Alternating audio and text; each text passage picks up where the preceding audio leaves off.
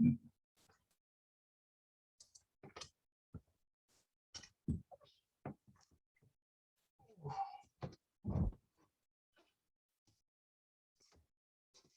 morning, Katie.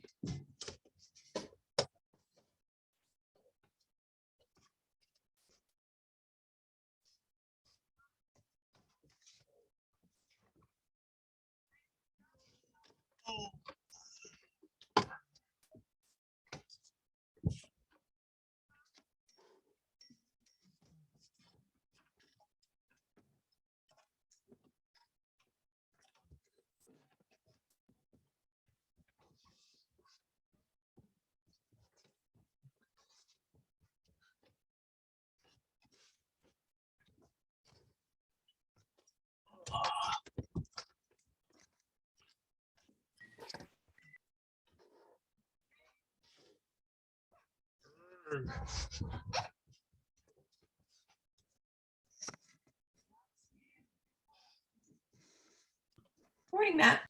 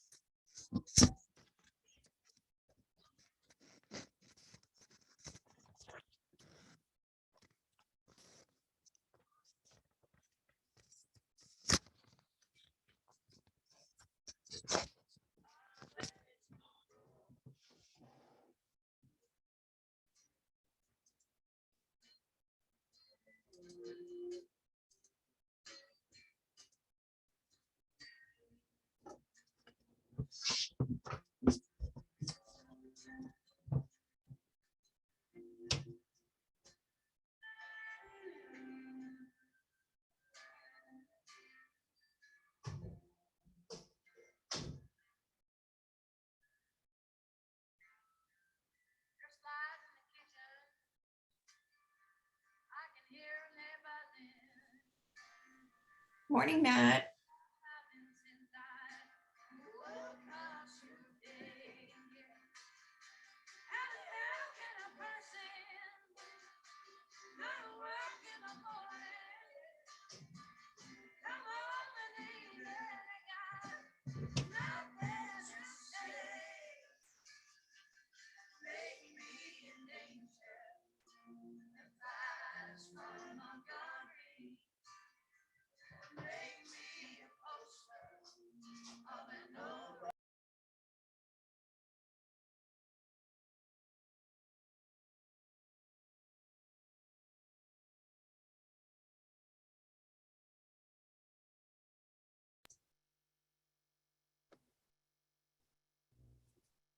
Good morning, everybody. We're going to get started in just a couple minutes. Let some more folks roll in.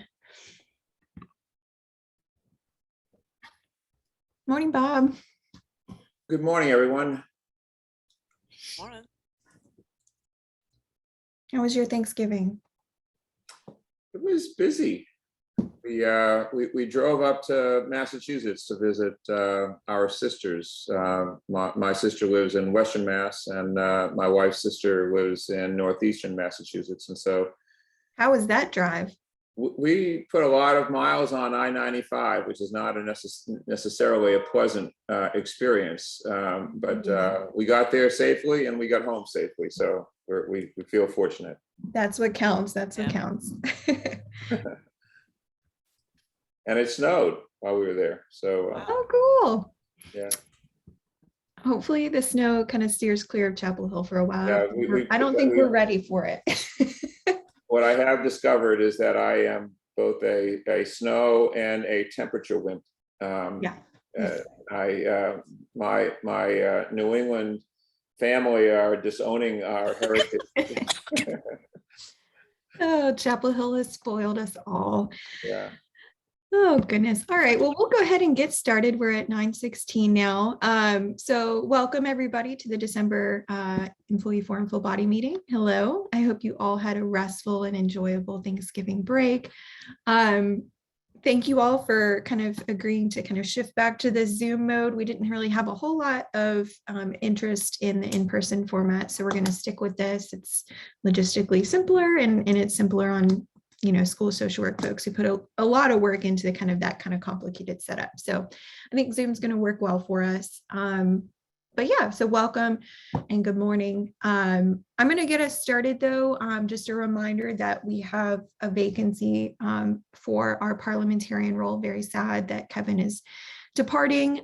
So be thinking about it during the meeting if you want to declare yourself for that role. I will be appointing someone at the end of this meeting. As of right now, we have one tentative expressed interest, but if there's anyone else, please let me know.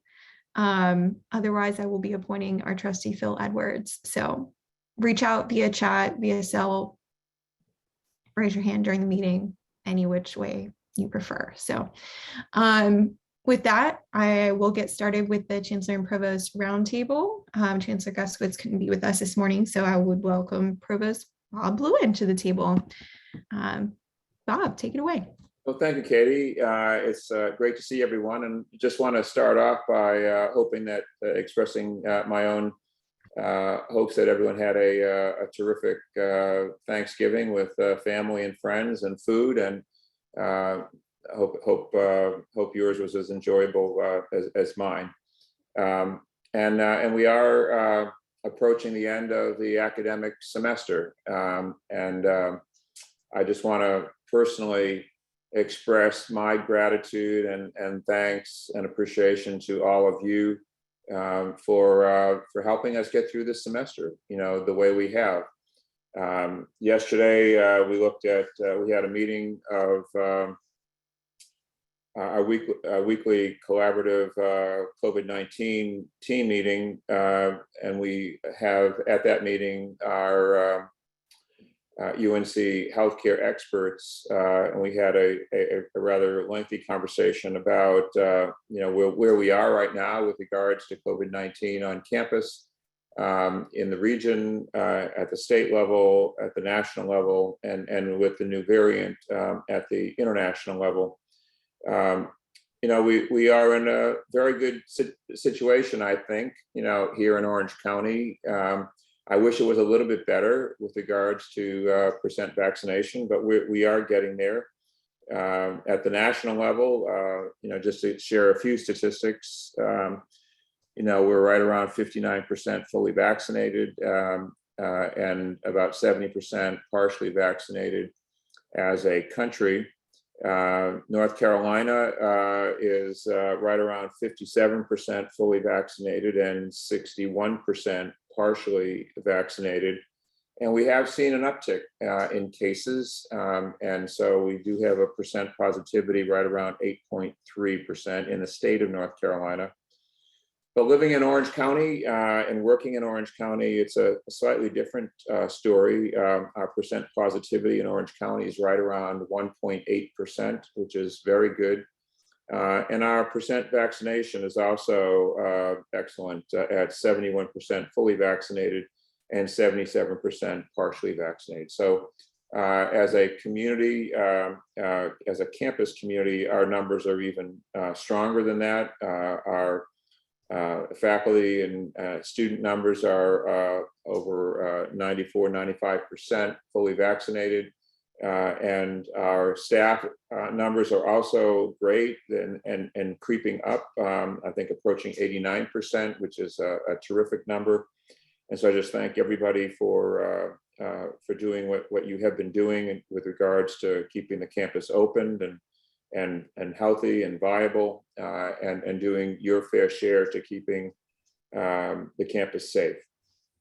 So those are all, I think, great numbers. I see Becky is joined us on the call, and we also spoke a little bit about the federal mandate and where we are with regards to that. And I'll defer to her if she wants to comment further about that. But I know that our HR team has been working very, very hard to try to address, all of the medical and religious accommodations that have come our way.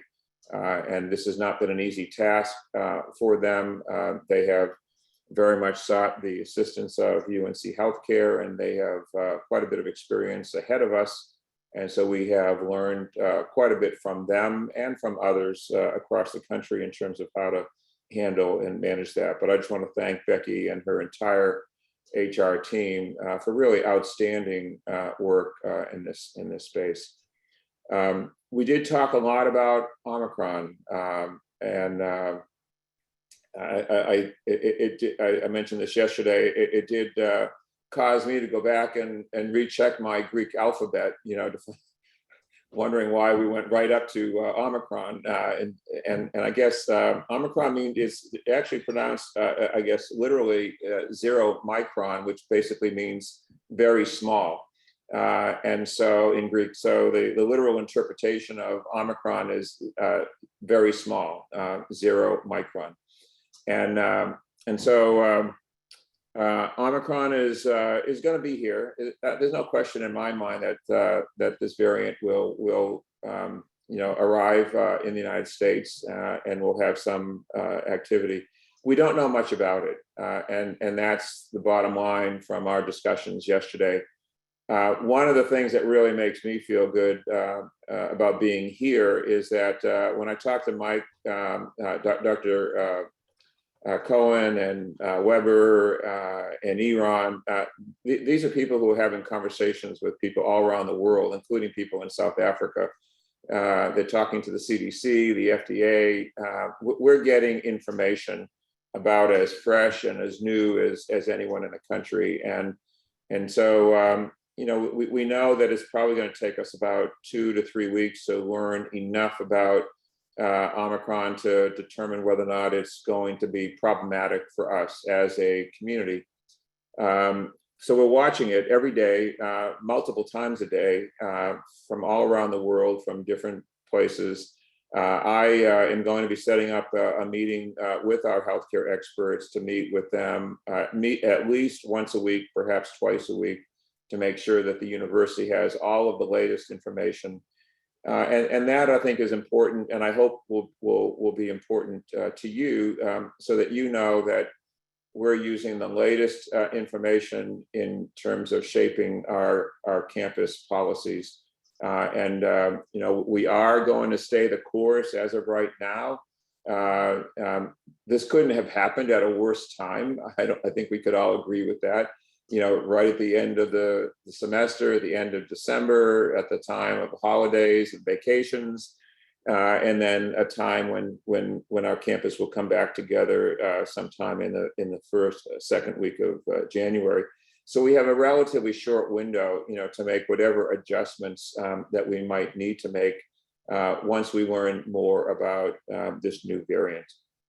I'm encouraged by some of the reports out of South Africa in terms of the contagiousness and also the severity of it. And I'm also encouraged by the fact that the healthcare system in South Africa has not been overwhelmed by this particular variant. And so we're just going to have to wait and see. I think we will learn a lot very quickly over the next 2 weeks. And I'm happy to share that with you, Katie, and others as you see fit, as information begins to roll out. So I promise you that you will be kept informed. And so that's about where we are with with COVID. We are nearing the end of the semester, and I know that this creates a lot of anxiety for our students. We have had a lot of attention placed on mental health and well-being on the campus. I do want to thank all of you for either directly or indirectly in your support of the Mental Health Summit, which was very successful, I think, in bringing a lot of people together, capturing their thoughts and ideas. And I know how committed the Chancellor is in listening to our community around mental health and well-being, and making additional adjustments to do our very best to accommodate what I think we all have to recognize is a national crisis, and one that has really become very personal for us here on this campus. And so, so I am mindful of the fact that a lot of you, along with our faculty, in addition to our students, are experiencing the summative stress of the things that are going on around us, and certainly hope that we can all work together to minimize that stress and improve the overall mental health and well-being of the community. And the summit is really just a first step in trying to understand and appreciate what perhaps can be done in a relatively short period of time, as well as what needs to be done over a longer period of time. So with that, I'll stop there, Katie, and see if there are any specific questions that the group has for me. I'm happy to also go in other directions if you want, but I thought I would start with those points, as those are probably the two things that have been on most of our minds over the last week or so. Thanks, Bob. I'll get us started. I had a quick question. Is there any update from you or even from Becky on the mandate, the vaccine mandate, and kind of how the rollout of that is going so far? Yeah, Becky, maybe you might be best to answer that. You're closer to that issue. Sure, I'm happy to talk about that. And this will make my remarks even shorter when my real time comes up. So sad story. No, that's totally good. So as those of you who are not vaccinated have probably heard more about this than those who are, because we are trying to keep the communications directed at those who need to come into compliance. The date has shifted several times as a result of guidance from the federal government. We're now aiming for the 18th of January. As Bob noted earlier, we're at about just under 90% of our faculty and staff are fully vaccinated. We expect that number is actually higher because we have seen a number of faculty and staff getting vaccines on our campus clinic, but they're not likely updating their information in the system because you have to have 2 shots and a card before you upload it into the system, and they likely have gotten their first shot but not their second. So we expect it's over 90%. I wouldn't guess it's 98% or anything of that nature, but we do expect we have seen an increase. We're just not seeing it in the numbers yet, and we probably won't see that until the second week of December would be the first point at which we're probably going to see some real increase in numbers, if we do in the way we were expecting. As noted, we have opened up opportunities for people to do medical and religious exemptions. We have received relatively few medical exemptions, and those notices are going out this week. Religious exemptions, we've received several hundred of those. They do ask that people provide both a strongly held religious belief and the reason that belief interferes with their or makes them believe they should not have a vaccine. Those 2 elements are necessary. There were a number of submissions made that had one or the other element, but not both. And so a number of those folks have been communicated with, asking to resubmit their documents outlining not just either a strongly held religious belief or a strongly held belief against the vaccine, but rather how the 2 connect. Those communications are going out now. But those folks will have an opportunity to resubmit. If they fail to resubmit, those exemptions will be denied. If they do resubmit, they will be evaluated by this committee that will then determine whether those religious exemptions and those that were already submitted that included both elements, they'll move forward on those. They are also evaluating for undue burden on the institution. For example, if the majority of a unit is unvaccinated and seeking exemption, they have to evaluate what is our ability to maintain business.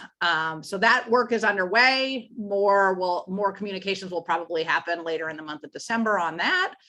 And several people have asked about what the plan is for discipline. We continue to seek guidance both from the system office and the federal government. We have some early suggestions, both out of the federal mandate guidance and out of OSHA guidance, which would suggest that there is a 4-part disciplinary process. We also have some guidance from the system saying, we want to lead with counseling and some initial guidance for those who are perhaps vaccine hesitant, if we can address some of the hesitancy reasons. Of course, we're trying to do that now already, but we don't have a firm detail on what the discipline will be. We expect more conversation with the system office and with the federal guidance here in the next couple of weeks. But I think it's fair to say we are far ahead of many of our peers in the system office or in the system. We are about on par with places that have had vaccine mandates from the get-go in terms of our numbers. And we're hopeful we'll continue to see some uptick and that those who are seeking religious or medical exemptions and have the documentation accordingly will have the details on that in the coming weeks. In the chat, I'll just add to what Becky said, that being fully vaccinated, as of right now, the definition of being fully vaccinated is 2 weeks after your last or your second shot, if you receive the Moderna or the Pfizer messenger RNA vaccine. So it does not necessarily include the booster. So you're fully vaccinated regardless of whether or not you've been boosted, as long as you're 2 weeks out from your second dose of the Moderna or Pfizer. Having said that, I just, in talking to our infectious disease experts and doing my own personal reading, there is no question that the booster is a very powerful addition to your own self-protection. And so particularly with the uncertainty around the Omicron variant, from what I understand, what the boost does, it not only increases the amount of antibody response that you could muster in response to the virus, but it does allow your own immune system to have greater flexibility in what it recognizes. And so there's just a lot of evidence, right now that really supports the power and the value of the booster shot. So for what it's worth, one person who cares, I would just encourage all of you to at least seriously consider getting boosted as soon as you're eligible for it. And I think the recommendation is 6 months after your second shot. Thanks, Bob. I appreciate it. Sorry about that, folks. I dropped off the call for a second. My internet was being freaky. So any other questions for Provost Blouin?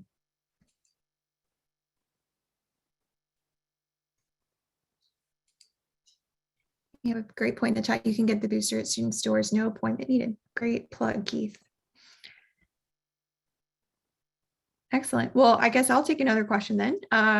Is there any update on the various searches we have going on, Provost Blouin? Yeah, so there are quite a few searches, and the all of the dean searches are all fully charged and proceeding as one would expect. I stay in touch with the search committees on a regular basis. And so those are proceeding quite nicely. We also are coming towards the end of the Vice Provost for admissions search. That should be wrapping up here, I hope, very soon. So that's moving steadily forward.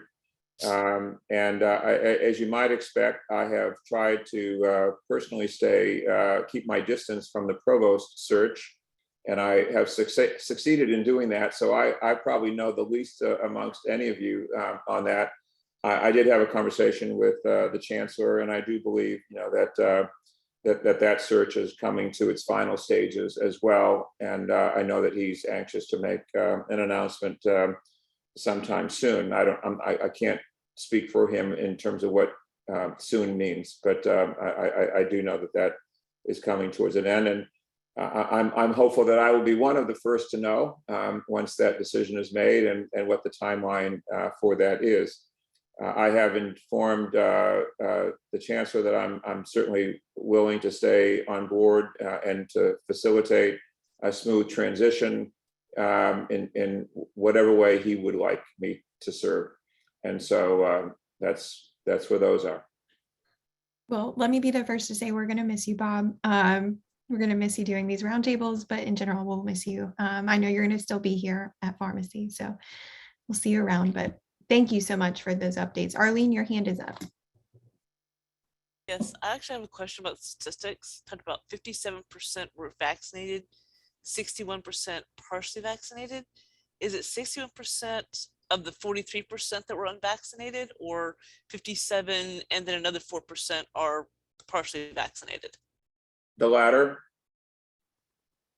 Yeah, so you can't get fully vaccinated until you've had your second dose. There's a gap of time that results in that, and some people never get the second dose for whatever reason. So they forget, or they lose interest, or they don't think it's needed, whatever. And so I'm not sure that we'll ever have a complete congruence, between the partially and the fully. Hopefully, the partially we're all fully vaccinated and not partially vaccinated. Phil, your hand's up. Yeah, I just had a question about sort of the, assuming that all of these searches are successful for leadership positions on campus and everybody sort of joins at the same time. Are there any conversations around how to sort of onboard this number of leaders on campus if they're moving into a new role or if they're coming in from the outside to, sort of the current happenings on campus? I just imagine the sheer number of listening sessions and sort of background research that each individual is doing must have some kind of overlap. I just wonder if there's any plan for, we have 9 new people or we have 10 new people who are joining in leadership positions to acclimate to this campus. Yeah, well, that's a great question. There are different forms of onboarding, and I think we all have experienced sort of onboarding 101, where we kind of get our stuff and get our keys and get our authorizations and make sure all the paperwork is filled out so we get paid, and all of that sort of thing. There's not a lot of Dean 101 classes out there, or Provost 101 class, and so most of that takes place really through separate mentoring programs, that or on the job experience. I know that as a dean, you usually seek out more senior deans, to help you.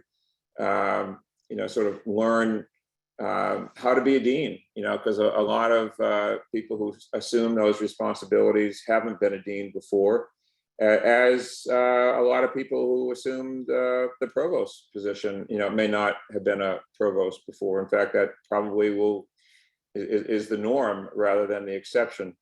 So I wish I could say that we have this highly sophisticated onboarding, program that will enable everyone to, really learn the job and be proficient and competent by the first month. I don't think that happens that quickly, and I do ask that everyone have a little bit of patience with the new campus leaders as they will be learning their jobs, and many of them will learn a lot from you, in terms of how to get things done, how to do things, and the perspective and the historical memory that you have with regards to the organizations that you are a part of, that they are a part of leading in the future. So Phil, it's a great question. I don't think that we'll have a perfect solution to a systematic onboarding of everybody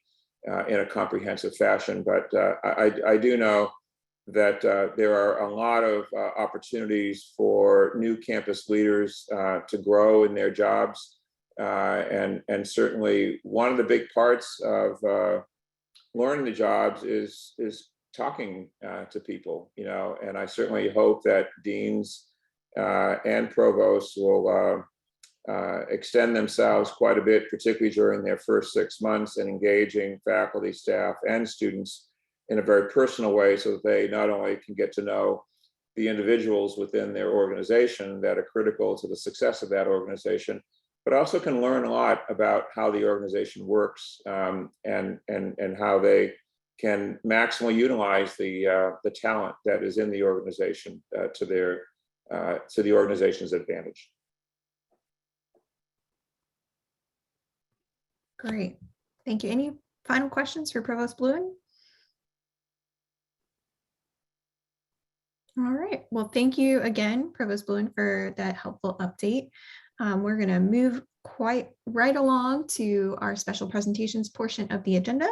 I'd like to welcome Candace Reynolds and Susie Baker, Operational Excellence Transformation Managers. They're here to give us an update. Thank you, everybody. Thanks, Bob. Here to give us an update on the Future of Work Design Team project. So Candace, I'll let you take it away. Thank you. Good morning, everyone. Good to be here. Good to see you all. Let's see if I can share my screen here. So I'm going to give an update on the Future of Work project, and it'll be an overview, high-level overview, and then happy to take any questions. All right. So to start, why are we doing this? Why are we approaching this Future of Work project? So we've gotten some direction from the executive sponsors from the project, and there are three reasons we're doing this. So one, we know we want to ensure a world-class on-campus experience for our students as part of our mission at the university. And at the same time, we want to have an exceptional employee experience to retain and attract top talent. We know our people are our most valuable asset. And we know right now there is some tension between these two. So what we want to do is look for ways that instead of having tension, that we can both grant the flexibility, grant some flexibility that employees are looking for, and also still continue to meet our mission for students. So that's sort of the big why. I will say these are in priority order. So the student on-campus experience is the first priority. So if there is a time when we have to make a decision that will either meet the student on-campus experience need or provide the flexibility that staff are looking for, we would choose the student on-campus experience. But again, we're trying to find ways that we can meet both of those. And we do have a third priority, and that is to identify opportunities to save and consolidate resources. So many things have changed. We don't want to miss this chance to reevaluate how we work and how we use resources, and see what we might be able to do to consolidate things across campus. I think space is the number one thing that comes to mind for everyone, with so many people who have ever had to work remotely and have learned to do that. We can see if space can be used in a different way on campus. I will say, as we've gone through this process for this project, that it's clear that these benefits won't be realized for number 3 until a little bit later, because you really need to know what your needs are and solidify that before you can make longer term decisions about space. So I think that is still certainly on the table, and certainly something we want to address, but that's not going to be the first thing you do. You don't want a group saying, okay, we don't need this space anymore, until they've really tried this out and figured out what their needs are. So that's the why for this project. The how, our approach, we want to establish guardrails for flexible working arrangement decisions. So if you think about guardrails on the road, they keep you safe. You've got multiple lanes in between, but you have these guardrails that keep you on the road. And so that's what we're looking to do, is to establish these guardrails centrally. We hope that will provide some guidance for supervisors, so supervisors aren't all trying to reinvent the wheel and having to come up with everything from scratch. We hope this will provide consistency for employees in similar roles across campus. We know things look differently in different schools and units sometimes, but we want to do what we can to provide consistency, so someone who works at one school in the same role as someone who works at another school has some consistency in their experience there. So that's what we hope these centrally defined guardrails will do. And also, we want to just provide this framework for conversations and decisions for both teams and for individuals. I will note here that faculty are out of scope for this project. In School of Medicine, both faculty and staff are out of scope for this project. All right, so that's we have the why and the how. So who's working on this? I won't go through the whole list, but we have executive sponsors. So Rick, Becky, and Nate, the operational excellence team is certainly participating and bringing resources to the table. Link Butler is the functional lead. And then you'll see our list of design team members. Design teams are intentionally small, but we did put a lot of effort into identifying a group that has as diverse of perspectives as possible. So in this list, we have supervisors and individual contributors. We have people from schools. We have people from administrative units. We have people who work primarily on campus. We have people who work primarily remotely, SHRA and EHRA non-faculty. We have student facing, we have non-student facing. So we really tried to get a group that can represent all different types of employees, while again, we have to keep it pretty small. So, and you see Katie here is part of the team, both in her law school capacity, but also representing the employee forum. All right, so our timeline and the outcome targets here. We want to create a playbook to guide these decisions by the end of the fall semester, and also provide in that playbook resources to support a successful implementation. And so the team is working hard for that, and we'll talk more about the timeline at the end. And then the goal is to be able to turn that guidance over to schools and units in January.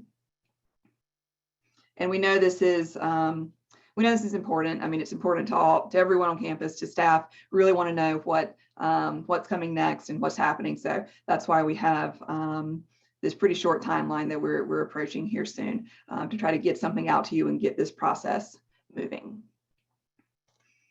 All right, so just a quick sort of plug, I guess, for operational excellence and how we work. It is a very interactive and collaborative process. I know some of you have worked with us before.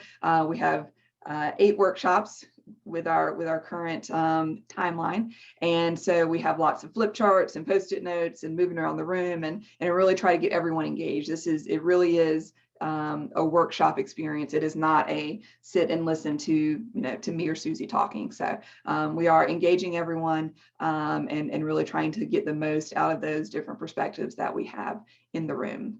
Now, we do know that future of work is a really broad topic. So what we've been trying to do is identify and focus on that next step that can move campus forward in this space. And so as I mentioned earlier, we believe that next step is creating a playbook to guide supervisors and employees through a consistent process for making flexible work decisions. So the consistency is important because we know some schools and units participated in the pilot, have done a lot of work in this space, have been living in it for a while, but some have not. So we want to provide that consistency across campus as that establishing that baseline before we build on it. So that's what we hope this first part of the work will do. So there are 2 parts to the playbook. One is a decision-making framework that we'll talk a little bit more about both of these in a minute, but decision-making framework on how you make these decisions. And then the second is a set of resources that can hopefully help the implementation be successful. Resources for teams, employees, supervisors that can help the process. I will say that with our timeline, we want to offer some resources, but we do not have extensive, trainings or things that the team is developing. So these are some more guidance, high-level resources, and we'll try to point folks to other more detailed resources as we can. But this team isn't the group that can create some of those more extensive trainings and things that I know some folks have asked about. So first, the decision-making framework. So what's going to be included here? We're going to have work location options, and those options will be on-site, hybrid, or remote for every role on campus. And we've been discussing this, exactly how to do the breakdown. I think we're going to be using job category. We've also talked about job code, so we're still refining that. But this is something the design team has taken a first attempt at. We're also working closely with the Office of Human Resources because they know the positions best and know what types of work people in these different positions do. But what we're going to do is we're going to have a list, every role on campus, and based on the work that those folks do, it could be, well, this role has to be on site. That based on the work they do, that's the only option. It could be they can be on site or hybrid, or it could be on site, hybrid, or remote. So that's that first step in the guardrails, is a centrally defined list of options for each role on campus. There will be an exception process because we know sometimes someone is in a certain role. However, the work they do doesn't really maybe fit necessarily with that role, and it's something a little bit differently. So we will have an exception process if that's needed for someone. So that's the first step. It defines that on-site, hybrid, or remote option. And then we have a list of factors that will help you make that decision and refine it a little further. So maybe your role could be on-site or hybrid or remote. You have all three options, but you provide an in-person service. So if that's the case, then you can't be fully remote. Then your options would now be limited from all three to either on campus or on site, or hybrid. So some factors like your work requires you to be on campus, you need equipment that's on campus, you're providing an in-person service. So we have some of those that will sort of narrow a little bit more what your options are. And then we will have some other factors to consider just for supervisors and individuals to think about. But then we're going to have some scheduling options as well, because again, we don't want people to have to reinvent the wheel, have to come up with all these themselves. Sort of looking for a menu of options that people can consider when they're thinking, okay, this is the team, these are the options for work location, what's the right mix, and what are some ways we can make this work. So we'll provide those scheduling options as well. And that's the core of this playbook, and that's the core of the decision-making framework. We aren't going to be super prescriptive, other than at the beginning we say these are the options, but hopefully providing the guidance that people need to have these conversations. And then the second half of the playbook are implementation resources. So we want to do what we can to provide resources to support a successful implementation.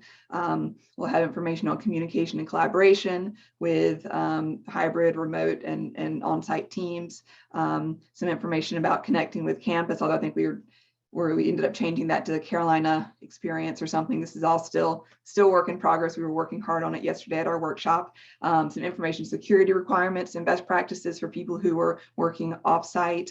Some information on supervisor responsibilities in all of this, equipment and resources, and also links to relevant policies. So we're trying to build out some other resources, as I mentioned, that can help provide some additional assistance for this process.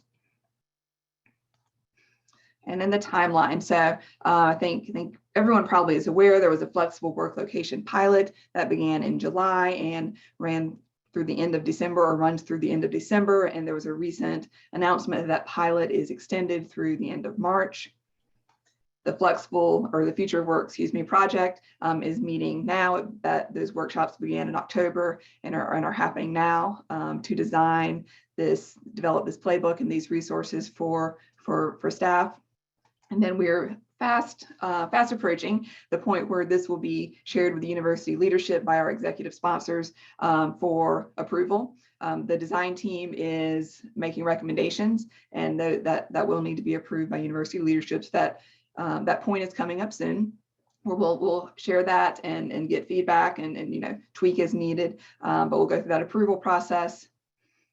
And then the goal, as I mentioned earlier, is to turn this over to schools and units to use the playbook and make those flexible work location plans in January. And so that will be, that's the target. And then we'll have, the process will be similar to the process for the pilot, if you all are familiar with that, where deans and vice chancellors will put their plan forward to be approved, and they'll have, January through March is the timeline we're thinking right now to have those conversations, put those plans together for their school or unit, and then put those forward. There will be a rolling review process, so you don't have to wait until the end of March to make a plan and put that forward. But that, I think right now, again, all tentative at this point, that's what we're looking at as the deadline for plans. So that is all I have. So I will pause here and take questions. Great, thank you, Candace. I think we had a question in the chat. Kara says, can you share why, if you know, the pilot was only extended until the middle of the spring semester? And I'm hearing people feel stressed that they can't make a plan for the spring.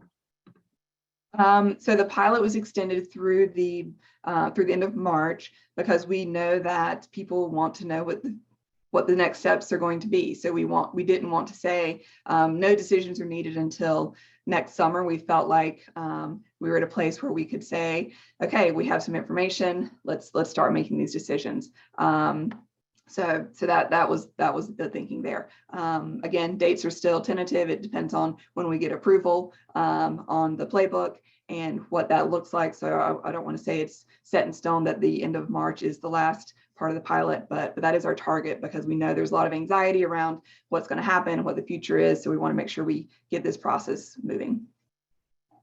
Laura, your hand's up. Thank you. Hey, Candace, thanks so much for speaking with us this morning. I'm wondering if you could share or have plans to share information that you all received as part of the surveying of the current pilot programs.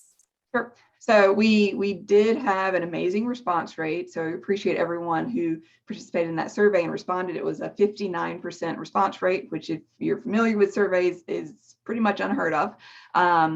We do have those results that the Office of Institutional Research and Assessment has worked to put together. We're actually this morning, Susie and I were talking about where that could live and where we could post that information. So we don't have that available yet, but we are working on getting that posted somewhere so it's out there for campus. I mean, the summary is, as you probably would expect, that people enjoy the flexibility and would like to continue seeing that. So that was a pretty strong message.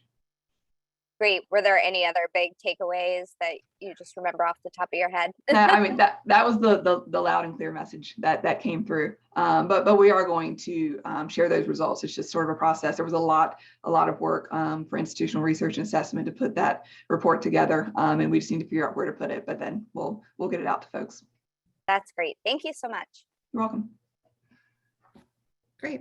Other questions for Candace?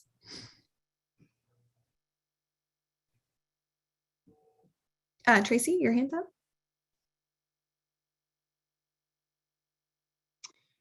Sorry about that. So has this information been shared? Has this information been shared with the departments yet, or at what point will it be shared with campus departments, if you will? Well, I guess departments, no. This sort of what I just went through with you all has been shared with the deans and the Chancellor's cabinet. So we've shared this with some of the university leadership a couple of times, just a status update so folks know what's happening and know where we're headed with this. But we have not shared it with, I guess, within departments on campus. And we will, as you know, in January, that's the goal, that we would have this published somewhere. I don't know exactly where it will live, but somewhere out there that it's accessible to anyone. And we really don't have, and Katie can speak to it, how we are actively working on this. So we don't have, we don't have something to share yet.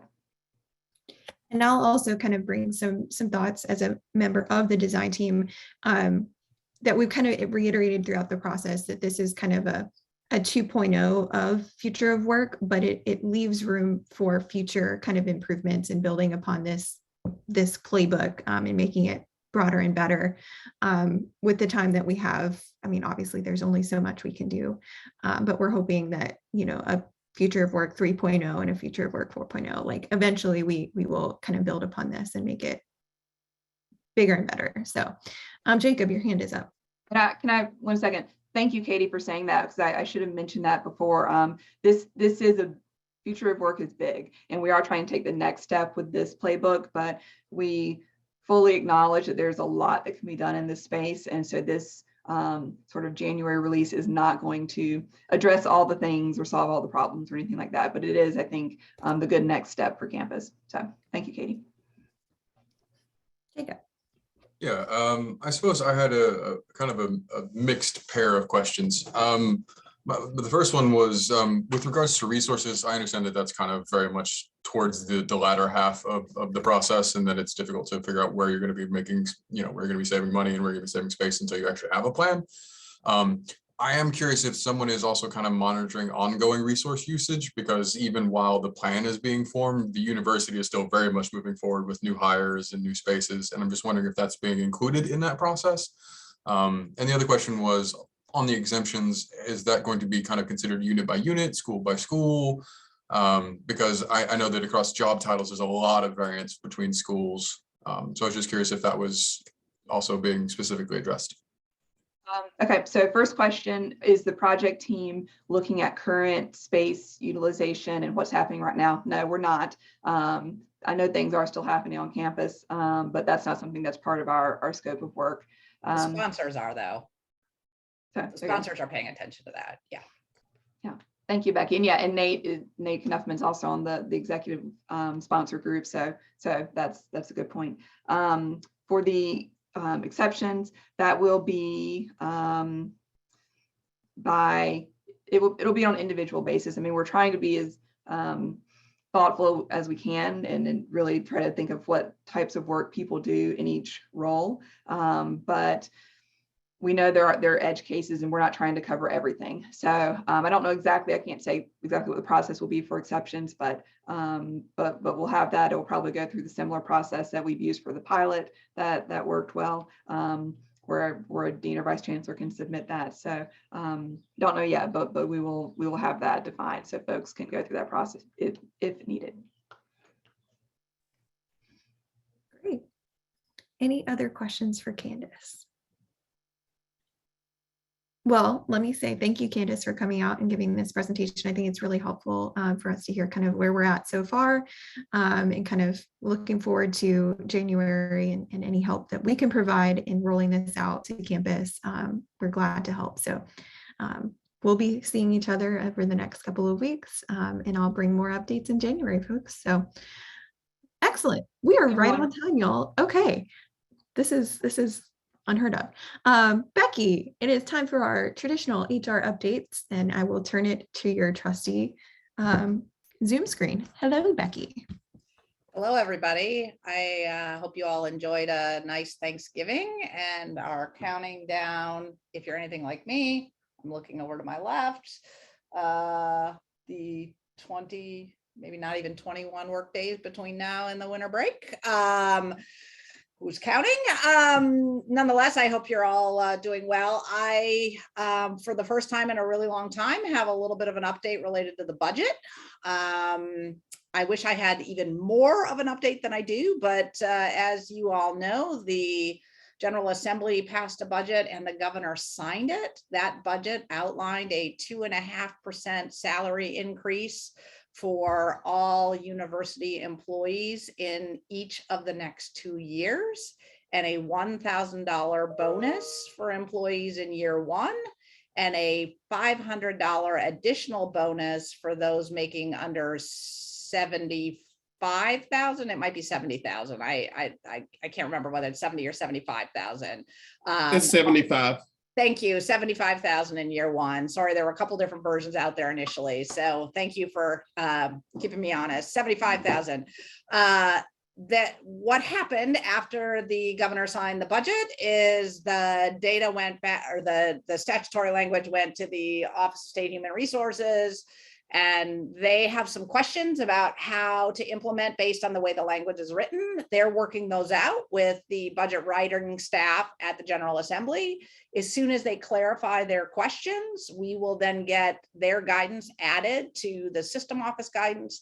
The system office will then present it to us, and we will go ahead and roll out those increases. My expectation at this point in time, because we do early payroll in December, we were never going to make, based on the budget timing, we were never going to make a December payroll for those adjustments. That is ensuring that everybody receives a paycheck prior to the winter break, which is something we do intentionally. So I fully expect, pending we get the guidance, that we would be able to make these payments in the first or the second month of the new year. We're aiming for the first. We know everybody wants the money as quickly as possible, but that will depend entirely on when we get the guidance. So we're waiting on that. I don't have it yet. We couldn't take action today if we wanted to. It will depend on when we get it, but the expectation is that we would be able to make those payments in January or February. The 2.5% is retroactive to July 1. So so you'll see sort of a chunk in that initial check.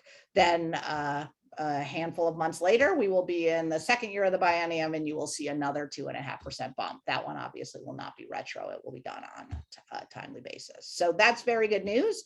As soon as we get the guidance, at that moment, we're going to see the freeze and the temporary suspension go away. So that should also be a really good thing in terms of moving some of these other things along, particularly with the related to the freeze. And then we anticipate that the Board of Governors is going to take up some additional policy decision-making, particularly as it relates to internal hires and some of the policies that are inhibiting our ability to promote and retain employees. We're going to probably, what I expect is we will move to a range penetration model as opposed to using an existing salary to determine a new salary after a search. So what people commonly refer to as the 20% rule, though it's actually much broader than that. But nonetheless, that is what we anticipate will take place. The Board of Governors will need to take that up as part of their business. Typically, what happens in that format is that the system office would provide a draft guidance to the CHROs for us to comment on it before it goes before the Board of Governors. We've not yet seen that, but we're told they're hopeful that we will be able to see something. So I don't know whether this will go before the Board of Governors in January or shortly thereafter, but nonetheless, we are optimistic that we'll see some policy changes on that front. I don't actually remember all the exact details, so I'm going to defer to Link on this, but I expect one of the next questions related to the winter break. You all recall that the winter break is structured such that some of the holidays are moved, and you're each, if you want to take the full duration of the break, you would take 2 days of personal leave in order to have, I don't know what it is, 10 days away from the university. As we have done in the past, if people wish to work those 2 days and their supervisor approves them working, employees will not be required to take those 2 days this winter break. And Link, I'm going to ask you to chime in and tell me if I've stated that correctly, or if you can do some further clarification. That's correct, Becky. Just like we did last year, we're turning those what were previously mandatory leave days into optional work days. And so employees can, again, coordinating with their supervisors if there's work to be done, with the understanding that on those 2 days, the university as a whole will essentially be closed. But we all know that there's still work that can be done even if the university is technically closed. So communication on that should be coming out shortly. Excellent. Thank you so much. So sorry, there's a question in the chat about the order in which the raises and bonuses will be applied. I believe that is part of the question that is being clarified by OSHR, but my expectation is that the 2.5% will be on base salary based on the June 30 salary. So it would be applied retro to July 1 based on the June 30 salary, and then the 1,000 will just come sort of separate and apart from that. So it would not be that your salary goes up by $1,000 and then your 2.5% is attributed to that. Because that is not a base adjustment. It is just a one-time bonus. So the 2.5% will come and then $1,000 bonus. But there, again, without the guidance, don't take that as writing in stone, but that is my understanding. But I think the question was for people on the bubble, like if they get increased by 2.5% and that takes them above the 75,000, Yes. which happens first kind of deal? Again, without the guidance, I can't actually tell you how that's going to work. And I think that is part of why OSHR has asked some additional questions, just to make sure they are providing appropriate guidance and that one agency isn't doing it a different way than another agency. Gotcha. Yeah. So again, we hope to have the guidance as soon as possible, and we'll be clear with folks about what's coming. And we're going to work with units to also explain sort of, how this is going to work, what the timeline is going to be, where it's going to, and we'll probably put an article in the well so everybody can prepare. And, if you get overzealous with if you got overzealous with your Cyber Monday spending, then sort of when you can pay off those bills accordingly. Likewise, if there is any parameter or any ability to do any additional top-ups, or whether we have any ability to do market adjustments or anything further in the guidance, we will communicate that to the campus. Those would not likely happen at the same time at the 2.5% and the bonuses, but would rather be delayed and tied to the budget if we have authority to do that. Tied to the campus budget process, so that we're keeping track of what units are spending and sort of where we're seeing added expenditures. But again, without the guidance, we can't really plan for what those might be. And obviously, as we look at the guidance will differ or we expect it will differ. And that's part of why we're waiting on OSHR's guidance related to SHRA employees, the system office related to EHRA employees. So then they need to combine the two. Great. I see there's lots of hands. Yes, keep your hands up. Yeah, so I just have a question about the leave days in December. Yep. This year, is it 2 days that we would take leave, or is it 1 day? Because the 31st is on the Friday, and then the 1st of January is on that Saturday. So what day would count as New Year's Day off? Link, I got to defer to you on that one. I know every year we look through the calendar and identify, where Veterans Day has been moved to and how that all works, but I don't know. Because it's usually the 30th and the 31st that we have to use leave, or now can work out with our supervisor that to work on those days if it's permitted. But so what day do we get for January for the New Year's Day? If I can answer that, and it's also outlined on the OHR holiday schedule. The university close day for this year, 2021, is actually 1 day.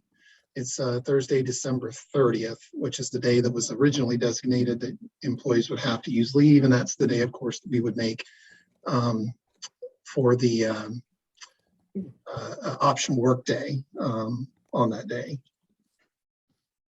Okay, thank you. I mean, that's how I understood it, but I just wanted everyone to know that it's not actually 2 days this year. It's just one that you have to take leave. Y'all are really doing a great job of keeping me honest this year. Thanks, Keith. Kira, you're up next. Yeah, so I just had 2 quick questions. One about the bonuses and raises, and one about the winter break. So I'm going to start with winter break because it's quicker. So last year, my understanding is that staff could use sick leave in addition to vacation to cover those dates in December. Can you clarify if that's still an option for us? I do not believe the COVID leave has been extended to be interchangeable such that we can use it that way. Lynn, can you confirm? I don't believe that's. Yeah, that's my understanding as well. Okay. Yeah. Okay. And then just to go back to bonuses and the pay increase, which it's great that that is coming. And I'm just curious if you can speak to how employees who had to, chose to change positions, but stay with UNC are going to be impacted, or if they're going to see any benefit from what has been passed in the budget. So, and full disclosure, I'm thinking about myself, but I'm also thinking about other people that I know have changed jobs. So I changed positions and started a job in September, and chose to stay within the UNC system. And I'm just wondering how that impacts, like, what I would actually be eligible for. And I care less about myself, like I'm in a decent financial position, but I'm concerned about the individuals who've had to change jobs, but have chosen to stay within the UNC system and who have really like hung in there this past 2 years, and who may be getting the short end of the stick if simply because they needed to, chose to, what have you, the reason. So I'm just curious if you can talk about if there's any advocacy that we can do as the guidance comes down, or if you have any plans in your office to make sure those people don't fall through the cracks. So I'll take a stab and then I'll rely on some of my folks to jump in and tell me if I'm wrong. So unlike previous years, the adjustments are not based on there's not at least but what we understand, they're not based on an employment date. So if you worked elsewhere on campus and you switch jobs, the only thing that will impact you is that your 2.5% will be based on your June 30 salary. So if you took a new job on campus and you make $10,000 more, your 2.5% is not going to be based on your current salary. It will be based on the salary you made on June 30th. So if you switch jobs on October 1st, you have to, it's basically saying if the budget had been passed on July 1 or on June 20th, when they should have done it, you would have gotten that adjustment based on that day. So that is, I think the idea is that you're not really falling through the cracks. You're just getting paid based on what you were being paid at that time. And then you would still be eligible for $1,000 bonus. So that's my understanding of the guidance as written. I mean, as of the statutory language, I'm assuming that's the way it'll present in the guidance. If I'm mistaken about that, it will be clarified in the guidance. But my understanding is if you were employed as a state employee on June 30th, and you're in good standing, you're eligible for an increase. That's really great, because I have heard it was tied to the position that you were in at the time of that June or July 1st, whatever the retro date was. So I've been hearing sort of different people's different versions in different departments. So it sounds, so that's great. If that's the case, as long as you were employed by UNC, I think that's going to make a lot of employees super grateful that they're still going to be able to take advantage or benefit from what has come in. What is coming I didn't say anything that you believe to be incorrect, did I? No, I think you hit it on the head, but I do want to stress at this point, in absence of the actual guidance from OSHR and the system office, this is entirely purely speculation. Yeah. Yes. So, I mean, we have some good guesses based on what's been done before, and I do think that it's probably going to be pretty close to what Becky described, but just understand, we won't know for sure until we have that guidance. Absolutely. Yeah, I think that makes sense. Is there any way that I can just gently ask if there's any way to advocate for that to be, like, once you get the guidance, if there's a way to advocate that, staff do benefit in that way? I would just like to make a plug for that. Just, I know you all have our backs and I know you're looking out for us. And so I just encourage if that's an option, if it goes sideways and not the direction we're all hoping for. Certainly, Kira, and do know too, our partners at the system office, they think about these very issues as well, and they push to make sure that whatever guidance we receive is as employee friendly as possible where the legislative increases are concerned. And particularly so, I think, in this year, given the fact that we've been, how many years has it been now? So I think we want to make sure that our employees are getting the maximum benefit of this effort. So yeah, that's so great to hear. Thank you so much. So a couple of clarifying things based on Kara's thoughts and questions. So one that's in the chat, we did clarify interchangeability of leave is valid through December 31st. So you would indeed be able to use sick leave in lieu of vacation leave if you chose to do so, correct? I That's correct. believe the That is correct. interchangeability, it is, but is it Yep. straight up interchangeable or is it if it's COVID related? I'm looking at the guidance now. I thought it had been changed to be COVID related. I thought it was the latter also. Yeah. Okay. So and then we'll get some another- clarification on that and make sure everybody knows. Yeah. Another clarification. So you said, Becky, and again, we don't know until the guidance is passed down, obviously, but if we moved positions at UNC, Chapel Hill, we're hopeful that it would be the case that you outlined. But what if someone came from NC State or another state unit? Would that person be eligible, or would it only be for people that switch jobs within campus? I would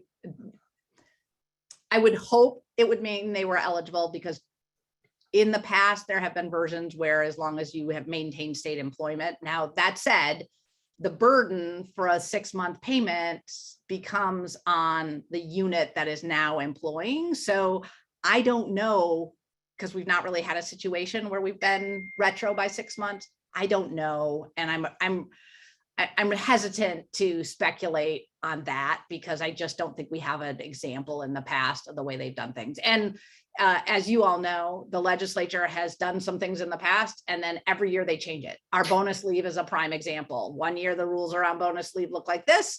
And so we tell people like, this is the way bonus leave works. And then the next time they give us bonus leave, it's a totally different set of requirements. So let's just be thankful they avoided bonus leave altogether. Exactly. So I'm just going to say I'm not sure, and we'll let you know the guidance as soon as we've got it. Great. Thanks, Becky. Yeah. Jacob, your hand's up. Yeah, mine kind of dovetails with Kira's, but it's slightly more pessimistic. I know that some folks have had their positions made redundant, to use older language. And that's going to be going into effect in January in a couple of cases that I know of personally. Is there anything that we can do to see if they can get any of the things, since they would have been paid more when they were employed, but since they may not be employed by the time those payments are actually being made?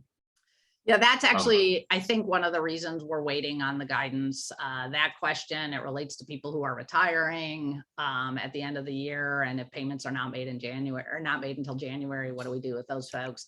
Historically, it has been that the guidance is in effect at the time the payments are made, not at the time the budget is passed. So historically, that has been the one area that has not worked out entirely well for those who are in that position. Though again, we've raised the question directly with our counterparts at System, and as they're working with OSHR to get clarity on the guidance, we're asking to just make sure we understand, and we're asking to advocate for the best options possible, but we just don't know without the guidance. Great. Any other questions for Becky or Link? I'm assuming we're going to move on to a wellness update from Jessica. Am I correct, Becky? You are. And before I hand it over to her, she's going to talk, I fully expect, a little bit about Friday's upcoming Jingle Jog, which the campus rec department is hosting. And I hope to see many of you participating, costumed or not. Becky, the blood drive group is coming out in full force and in costume and is doing the jog in support of the blood drive, which is next week. So nice. Look forward to seeing Phil in a big, large blood drop costume and all of us blood drive folks kind of running around. This is not about me. This is about this is very much about Phil in this costume. So come out and enjoy that spectacle, y'all. We're having a divisional competition in HR and EOC. So HR, EOC, and our support units. There's been a little bit of smack talk going back and forth, I have to be honest. And we'll just see who thrives on the day. Thanks all. Thank you so much. Yes, the Jingle Bell Jog is back. It will be in person. For all of those who wish to come out, I will be there. I look forward to seeing you. There is an online opportunity to participate if you want to run your 5K on your own time using the Strava app. but we are looking forward to seeing people in person, since this will be really the first time we're coming together as a campus for an event. So if you've not signed up, the waiver to sign up with all the information is the website that I just added in the chat box. It is Friday at noon. They ask that people be there as early as 11:30. It will be individual check-ins, not team check-ins. So you will not be having a team captain check-in. Everyone who's there, every individual will need to check in at that table. And yeah, so there will be, it will look very similar to what it did before. There will be refreshments after our quick 1.5-mile walk or 2.7-mile jog. If you are able and looking to get a little bit more accelerated heart rate there, that opportunity is there for you as well. And then again, if you're not able or comfortable with meeting us in person, we encourage you to track your walk or jog in the Strava app, and please submit a photo if you're wearing any kind of festive gear. So that will be this Friday to kick off our holiday season. And then I wanted to let you all know, we're still having our Wellness Wednesday webinars. Our participation is dwindling as we approach the holidays, and we're offering them every other week as opposed to every week. But last month we had 2 sessions. We were able to reach 32 employees, and we had the majority of those employees participate in the webinar on sleep, which is the essential component of health and well-being. So make sure that you're getting enough sleep. I dropped a registration link in the chat box prior to the Jingle Bell Jog link about our session that is happening today at noon. It is called Secrets to Self-Motivation. So if you are not doing anything during your lunch break and want to listen and watch the Secrets to Self-Motivation, that will be today at noon. And you can go ahead and register directly through ComPsych at that link provided. Tomorrow, the State Office of Human Resources is hosting a webinar on holiday nutritional tips, as well as a cooking demonstration. So that will be Thursday at 11:30. So I encourage you to participate in that. And then next week, we're going to close it down early for the month. And next week, we'll have our Managing Personal Finance webinar, as maybe you did a little bit of extra spending over the long weekend. So all those details can be found on the HR calendar on the HR homepage. You can look at our calendar and see all of our sessions as far as our Wellness Wednesday and that OHR session as well. And to keep in line with the holiday spirit, just a reminder that the holiday challenge is ongoing. You can sign up anytime to receive nutritional tips, healthy recipes, motivation, encouragement to stay moving during the holiday season. During the holiday season, which is noted to be November 15th to December 21st, the average weight gain is about 7 to 8 pounds for folks. And a lot of people do struggle with getting that weight back down in the new year. So if you like to be a part of the holiday challenge, which is to maintain your weight and not gain any weight through the holidays, I will drop that link in the chat box as well. And then your discounts for this month is if you're doing any traveling and you're looking to save a few dollars with some airport parking, there are some non-traditional airport parking options at nearby hotels, which can save you 5% on offsite parking. And that is through an app and website called Parkos. And our code is UNC5DC. And I will be dropping that in the chat box for you. So you can save a few dollars on parking if you're flying anywhere this holiday season. And then an update to the existing T-Mobile employee discount. Previously, all employees received up to $10 off of 2 lines for T-Mobile. They've now changed the savings to 15% off of up to 5 lines. So that actually ends up being more than $10 saved per month. and that's through the Magenta Max Unlimited program. So I will send all this information to Katie, so you didn't have to scroll all that down or keep up with the chat box. But please let me know if you have any questions, and I do look forward to seeing Phil in his costume on Friday. All right. Any final questions for our fantastic HR team? Arlene, your hand's up. I have a silly question. Can I come watch on the Jingle Bell Jog? I can't do a long walk right now until my knee gets better, but I at least want to see the outfits. Absolutely, cheerleaders welcomed at the start and finish line. What's the finish line, Jessica? I know the start line is Fetzer, but It's the same. It Okay. starts and stops at the same spot. Yeah. great. Kira, your hand's up. Yeah, Jessica, thank you so much for all of this great information. I just had one question. I love your energy and I love the enthusiasm and I love all of the things that are happening. I just was curious if you're also working on anything that's like wellness related that you're pushing out to the campus community that's focused on sort of what we heard in the mental health summit about how we're living through the sort of stress levels of wartime, to sort of ground us a little bit more to the reality of like what this current year's sort of mental health and well-being really is. Like, you know, I feel like we always in the past have, in pre-pandemic times, the before times, like the keeping weight off, you know, was sort of the most like an important and a more of a priority. But it feels like when so many people are really struggling with just like paying bills, staying in homes, like trying to just make it through, I'm just curious if like you all are thinking of the way you're messaging or like additional like resources for those individuals as well, just to kind of keep stuff balanced and not like, please don't hear that I'm not loving like the like happy, but at the same time, like we know, right, like over cheerfulness can have a negative impact on our mental health when we're not feeling like we're able to be at that level. So I'm just curious if there's anything in the plans or in planning or, you know, in the works that you can also share.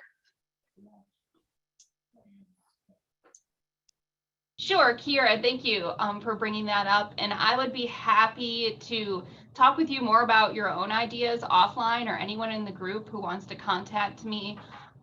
We do promote the ongoing meditation sessions that are offered through the School of Medicine multiple times a week, and that can support people's wellness.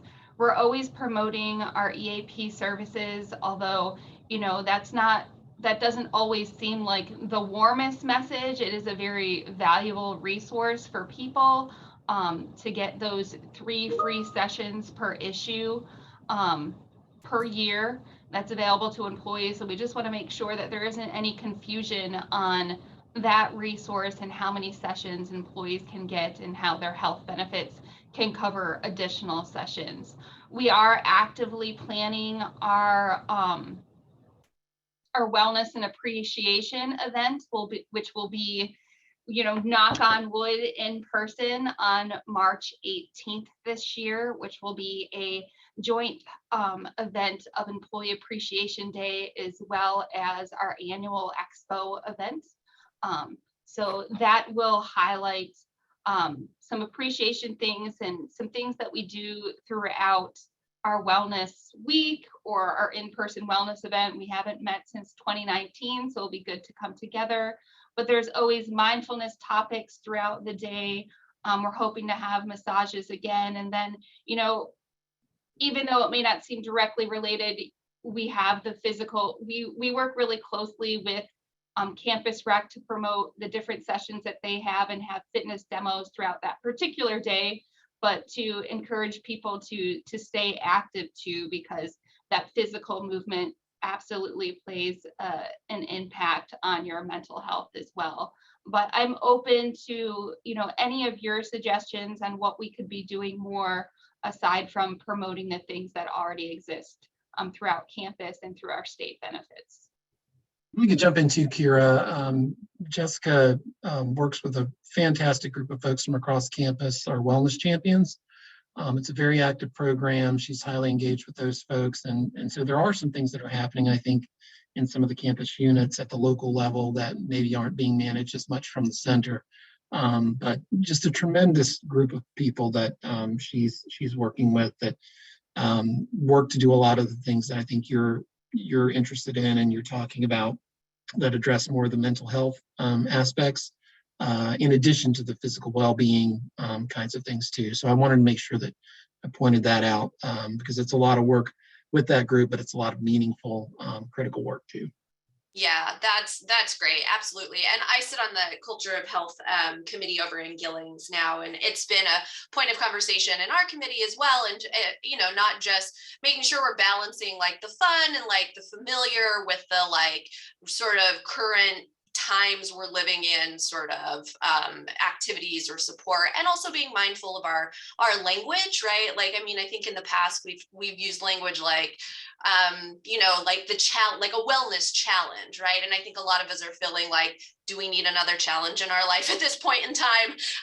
Really? So I think just being kind of sensitive to the language that we're using and messaging. And so I don't want to take up, you know, too much more time, but Jessica, I'd love to, you know, chat and with you and share sort of what we've talked about on our committee and just other things that I've been hearing.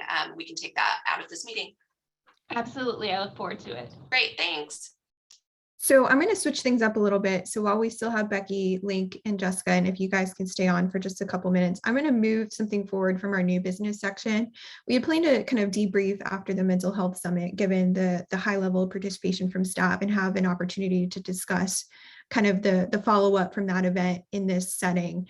So Becky, Link, and Jessica, if you have a chance to stay on and kind of help us in that discussion and kind of next steps in terms of staff mental health on campus, we would love to have you. So let's just kick that off. I was very thankful to have been invited to participate in the mental health summit. And I think it shows from the really, really high staff turnout that staff really are passionate and care about this issue. And it speaks to the mental health struggles staff are facing on this campus, both as a result of COVID-19, but even kind of lingering morale issues that we've felt on campus. So I want to open up the conversation here.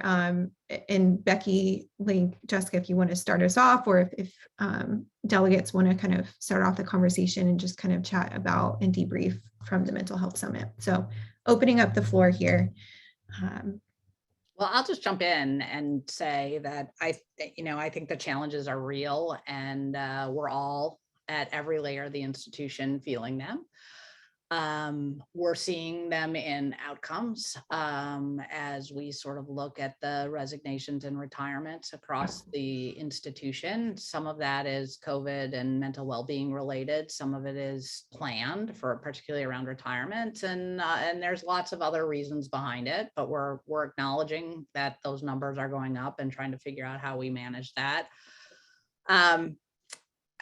I think sometimes this is really hard for us to navigate as an institution of higher education and as an employer, because employers have historically stayed out of direct delivery of services, which is what some people have asked for. And there's a lot of reasons for that, because employers provide benefits, and the benefits are supposed to provide some layer of counseling and paid time off, which will allow people to take mental health days whenever they want it. And so there is sort of some layer of implied support in the way an employer does work. And that's like true across all industries. That's not unique to higher education.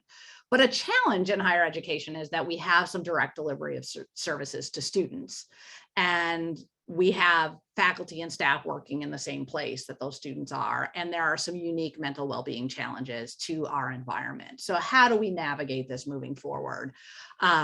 I don't have any direct and right answers. I will tell you that we've been having conversations with the system office, and they are looking into a tool that is sort of similar to the one that Student Health just rolled out, that provides more online counseling, that would provide sort of a real-time counseling service for employees above and beyond what's offered through EAP. And we have heard some of you say that EAP feels a little bit more like a Google service, and that they're connecting you, and then they do a better job of calling you back saying, did you get a service, than making sure that you're getting, than actually connecting you. And we're working with our EAP folks to figure out how to make that the most valuable tool possible.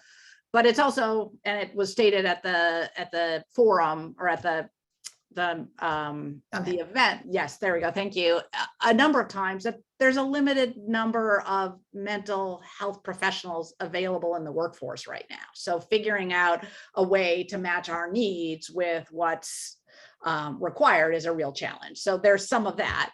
But I also know that some of this isn't just about providing mental health counselors. This is about providing people flexibility in their workspace. This is about ensuring that supervisors grant people to take a mental health day when they need it. It's providing people the ability to manage things like taking care of children and elders. And it's not just about making sure we have counseling services. We're looking at all of that. I will tell you, and this is where I sound as if I'm coming across defensive, and I don't want to. I want to hear the ideas, and I want to think about how we present them more broadly. The impact in human resources is also real. So our team, which is often looked to be the one to roll these things out, has already taken their standard layer of work and put on top all of the new benefits rules, all of the vaccine mandate rollouts, the religious exemptions, the medical exemptions, all of these things. That team who already had those jobs, just like all of you are facing your existing jobs plus new rules, they've already added all of those things. We don't have the humans or the dollars to roll out more mental well-being initiatives. Jessica's a one-woman show who's worked really hard to build a whole collaborative of people across campus, but we have one person in that space. So I think for us, I want to work with you. I think our division wants to work with you and others to figure out what is it that the needs are, and then what is it that we can do with the resources and humans we have. And if it's not something we can do with the resources and humans we have, how do we collectively argue for what that thing is and where it should sit and how it's funded and supported? Because what I don't want to do is come up with a bunch of ideas that you then say, HR should deliver these. And then I suddenly lose the whole HR staff because I can't add one more thing to their list. So does that make any sense? So let me be really clear. The issues are real. They're impacting us as well.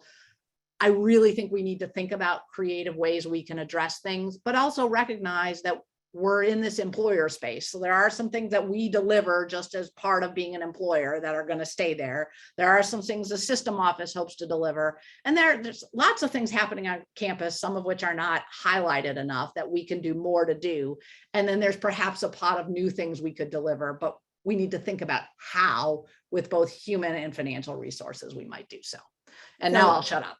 I want to chime in with one of the biggest takeaways I took from staff's commentary during the summit was the biggest pain point and the biggest issue was providing adequate staffing to mitigate the burnout people are feeling from being overworked and doing multiple jobs and kind of surviving through the pandemic and through kind of vacancies and people leaving.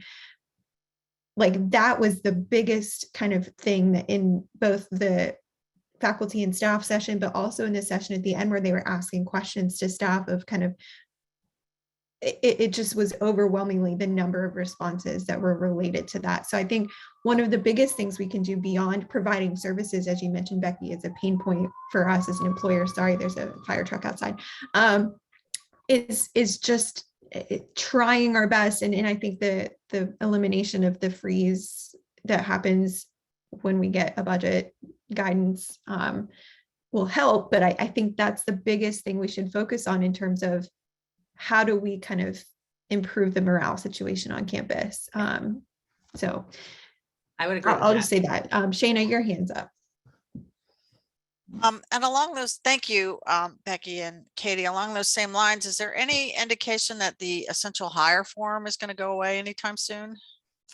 I think the expectation is that the essential hire form will likely be modified significantly so that essential hires that are filling vacant positions, already existing roles that have funding attached to them that are just vacant, you will not need to go through the essential hiring process. For new positions that are being created, so something that doesn't yet exist, you're saying we need a new person, we're in a role that's never been there, we're going to create a new position, you're going to affirm that you have funding, that will continue to go through the essential hires process. We're having discussions about if you are modifying a position upward. So if you are saying, I've had a accounting tech position that I want to now move to a business officer position, that we probably are going to seek or require the essential actions form so that we can confirm that the dollars line up. What we're trying to do is the one advantage of the essential actions form has really been we've more fully connected the HR and finance elements in a way that we're trying to avoid getting into the budget situation we were in previously that got us into trouble in the first place. So by now tracking all of the positions we're posting have money behind them and people are aware where we're growing the most and we're looking at that, we can avoid running into a problem where we've hired a bunch of people that we don't actually have sufficient funding for. So the essential actions is going to be really narrowed. At least that's my expectation. We need to just run it through a couple more approvals to brand new positions or modifications upward. Not I'm raising somebody's salary, but rather I'm changing a job from X to Y before I post it. Becky, can you provide some clarity real quick? There's been some questions. Is this a UNC-Chapel Hill driven initiative or is this mandated by the system level?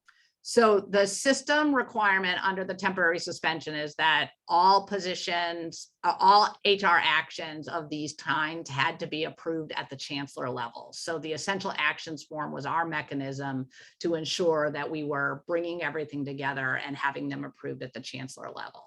So when the suspension goes away, the requirement of having the chancellor approve them will go away. But our leadership plan is to ensure that essential actions that are brand new hires and are new hires of a bigger title are approved. That will be a campus requirement. And that's because and it's a campus requirement, but it's part of our responding to the state, because every time we add a new employee, it's one thing to say, I'm going to add the employee at X number of dollars, but they also draw from the state benefits pool. And we have to, every time we add a new employee, the per employee benefits pool adjusts. So we don't have an unlimited benefits pool. So we need to be careful or track the total FTEs as a pull from that benefits pool, because that's a cost to us that isn't always figured in the same way. So that's part of why we're doing this. But that when we move, it will be a campus expectation. Right now, it is a system-wide expectation. But every campus was told to do it in their own way. And we chose to do it this way. Can I make just a follow-up comment? And thank you for that information. So I was told, or I just received sort of an outline that reclassifications that like you just mentioned, going from one job classification to another, could add 3 to 4 weeks to a process. And so then the essential hire form on top of that obviously adds time. So when we're thinking about, those of us in supervisor or management roles know that we still have a lot of jobs that need an updated position description. I mean, we're not there yet in terms of getting everything classified correctly.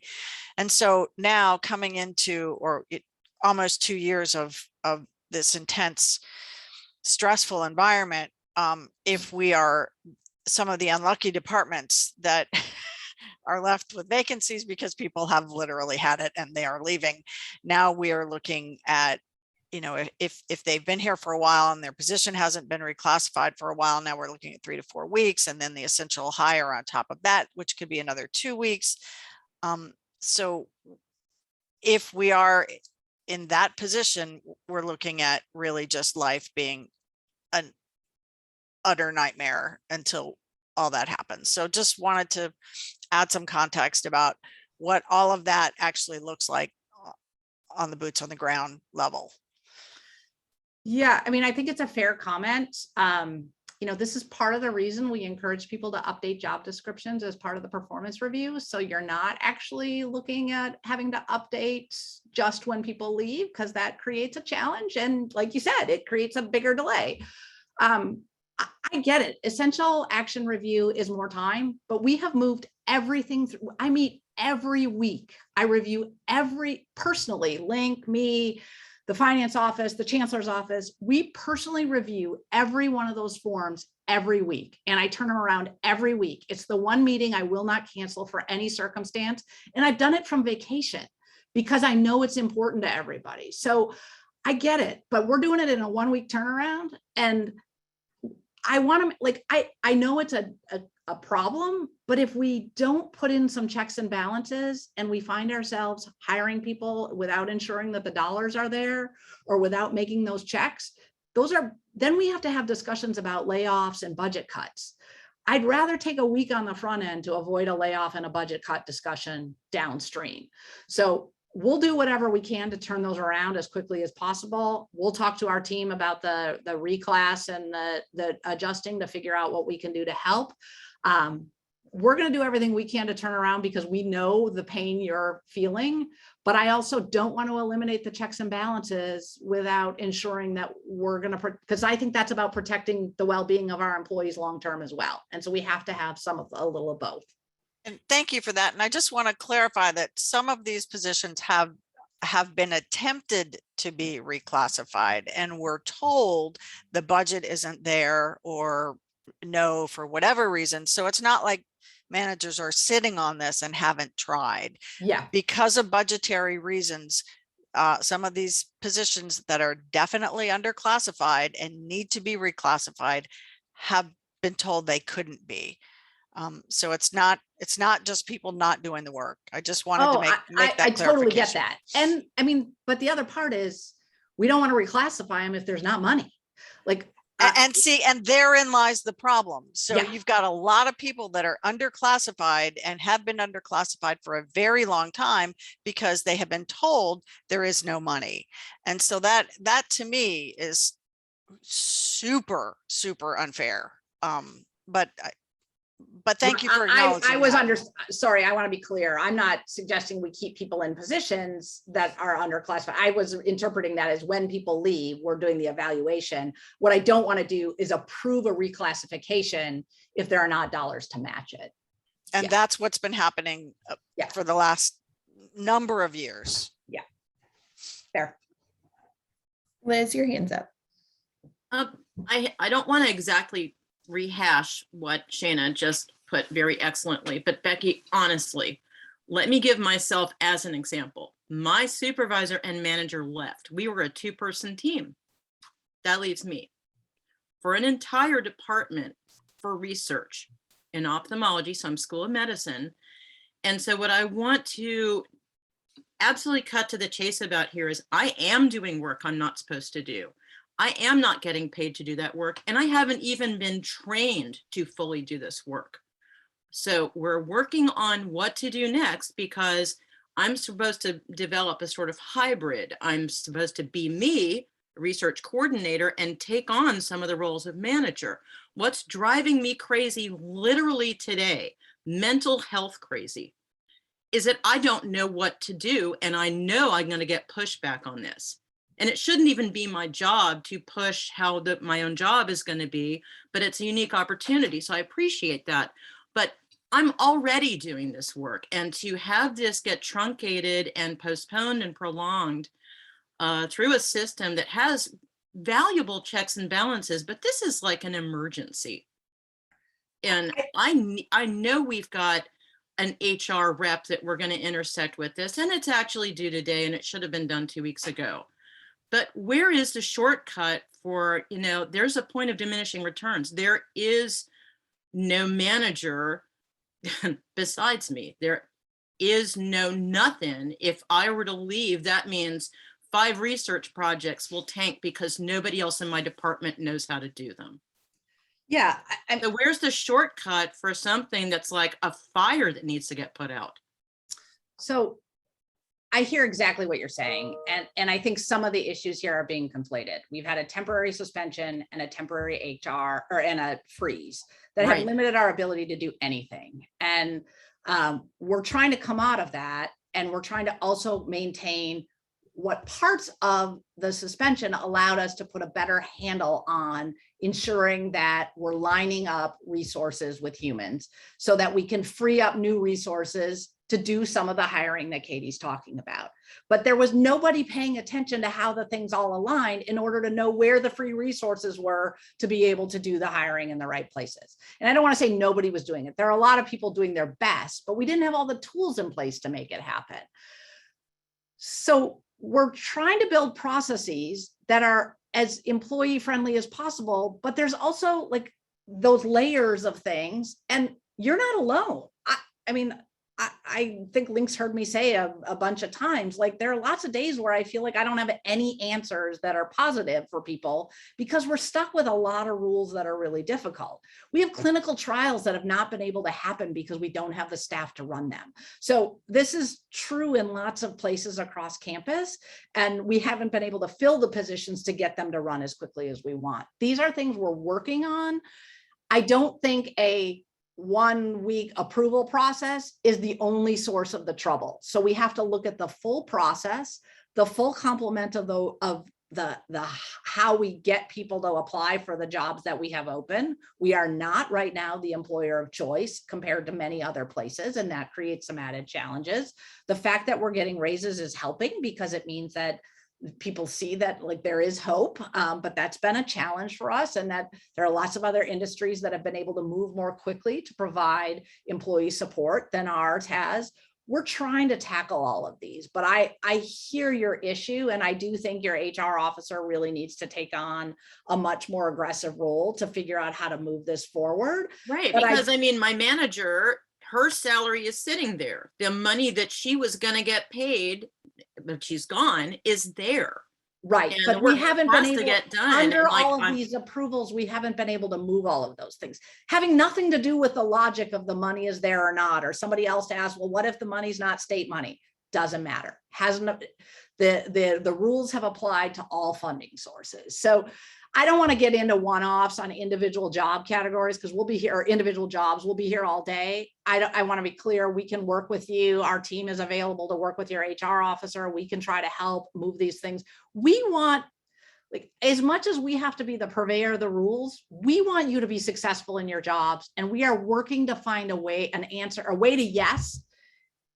We want it just as badly as you do. We don't want to come up to you and say, nope, there's no way to make that happen. That doesn't make our jobs any more satisfying. So we are determined to try to get there. There are just some big hurdles between here and there. And I would just beg you to work with us to try to figure out a path forward. And sometimes it's not going to be the answer you want to hear, but we'll do our best. Evan, your hand's up. I'm hoping mine's a little bit easier. I know it's been a hard, HR is never a place I want to be. And as somebody that's moving into management, I'm starting to see all this lovely red tape. One thing as we do- We like to think it's Carolina blue tape. As we do come out of the budget freezes and everything's starting to open up a little bit more, one of the things that I was told was that temporary increases were part of that freeze.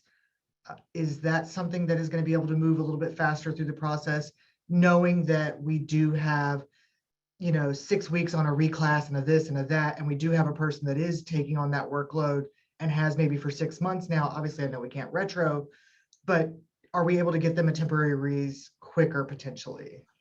I think the hope is that once the suspension lifts, those will not have to go through the essential actions, and that we would be able to move those more quickly. Okay. I mean, again, based on the rate limiting factor is the number of people we have, you have in your units doing HR to move these things through, and we have in our office to move these things through. But yeah, and Link, please correct me if I'm stating anything wrong in all of this. But I believe our expectation is that one-time adjustments would not be part of that essential actions moving forward. That's correct. Thank you. Yep. All right. Any final kind of comments or discussion around the mental health summit, where we're at right now on campus? Thank you, first of all, Becky, Link, and Jessica for staying on the call. We appreciate you staying on. Phil, your hand's up. Yeah, this. I can't think of a way that this doesn't sound petty, so I don't mean to slur anyone's good faith efforts. But you know, one thing I was reflecting about the mental health summit, I know that we've talked about this too, is that, you know, with a campus-wide event, when staff show up and there's this kind of explicit recognition of like, wow, there are all these staff here for like, that's something that comes up fairly frequently in campus-wide events. And I guess I'm just thinking about folks who are connected at higher levels of approval for various kind of campus level things. I don't know how many more events I can go to where like that's the thing that sticks with me at the end of it, regardless, like different than, you know, look at all these great strategies, look what the university is doing. It's like it does communicate like well, clearly we're not part of this as the folks who are planning it had envisioned. So I guess I'm just I was thinking of Mimi Chapman's op-ed too, where it's like, oh, we invest all of this time, we think as staff we're doing these wonderful things to support the institution, and when we show up in an event that is ostensibly about campus support, it seems like we are an afterthought. And I think that dynamic is just really, I think that dynamic is troubling. I don't know that there's an easy solution for it, but I feel like something about the process that we use to pull together things like a summit or a campus-wide event, there's got to be some intervention that remedies this, because it's been going on for, I don't know, the 10 years that I've been working for the state. So that's a comment more than a question. And I don't know of any productive solution forward to something that looks meaningful. But it is something that I felt I know others have talked about. It's totally fair. And I don't want to like sound like I'm ducking out. I was not part of the planning, so I don't know a lot more. And that's, I mean, I have a I think that responsibility speaks to advocate. to what Phil is talking about, that you weren't made Well, a part of the planning process. Let me be clear. There were some early conversations. The focus was originally really focused on students. I bowed out because I had plenty of other things. So it wasn't because they weren't asking me to be involved in some way. I just, when I early asked, the early intent of that program, which then did expand, was students. So I want to make sure I'm not throwing anybody unfairly or unfairly portraying my own role in this. That separate from my own role, because I hear what you're saying, and it's a real issue. I will tell you there's a message going out because I participated in the day, and there is a message going out about some follow-up to the summit today. I've not seen the whole message, but you have heard that if you read the Daily Tar Heel today, that the Chancellor did announce that there will be a mental health day for students in the spring, an added one in the spring. And we talked a little bit about like, well, what about staff? So I had a conversation, that's part of the reason I logged on a little bit late this morning. I was on a conversation with the Chancellor's office, and well, there's not going to be anything that's specific in the message today. We are going to talk about what we might do for faculty and staff on that wellness day. So is that we, and I think this is, Katie, this is going to come up in the staff meeting tomorrow. I think this is, you know, is this we schedule a no meetings day because we know the day far enough in advance, unlike one of the ones we took this year where we schedule a no meetings day and there might be some that we can build some more mental well-being? Is it that we do some sort of, you know, biscuit event like we did for employee appreciation in the COVID year? Like, what are some ideas that we might create a little bit of a break without the authority to give people a day off, which we don't have local authority to do? What are some things that we might do? And I'm cognizant of Kira's comments earlier, and I don't want to make it like, ooh, yay, it's a mental health day, here's a biscuit. Like, that's not the intent, but rather, are there some things that we can be thoughtful about and recognize the role of staff, to Phil's point, and how many people are impacted, and yet a wellness day directed at students in this way also has an impact on staff and faculty as well, because it's not a day off for them, it's just a day not teaching. So we're there, that should be, I haven't seen the message, but it should be reflected in today's message. So your point is well taken. And I give that example just as a way of saying that's not going to address another event that happens where we say, whoa, there are a lot of staff here. Because truthfully, we shouldn't be surprised by that. The staff outnumber the faculty by 3 to 1. Like that's also a point we should pay attention to. But beyond a whole bunch of other points, let me be clear.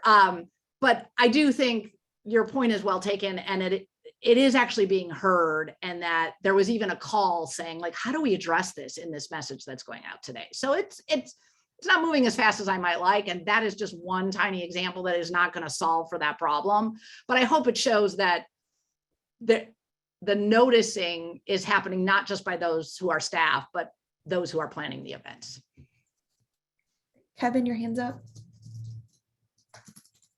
Yeah, thank you, Katie. So Becky, I just want to flip the script for just a second here. And I heard your comment earlier about the folks in your departments struggling just as much as everybody else is. And we, as an advisory body to the Chancellor, have a responsibility to advocate on behalf of all staff. So I would like to ask you, what can we do on your behalf and your employees' behalf to help ease that burden and to communicate to the Chancellor, these are needs that are very critical? Because if HR fails, if HR gets behind, or, you know, God forbid, everybody in HR across the university has to take, you know, 2 mental health days all at the same time, you know, we're all going to be in a bind. So what does your group need from us?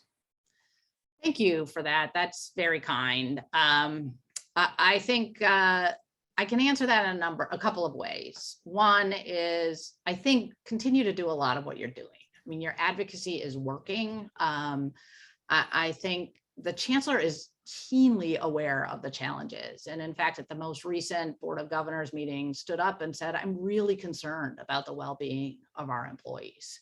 The temporary suspension and the freeze are impacting our ability to recruit and retain.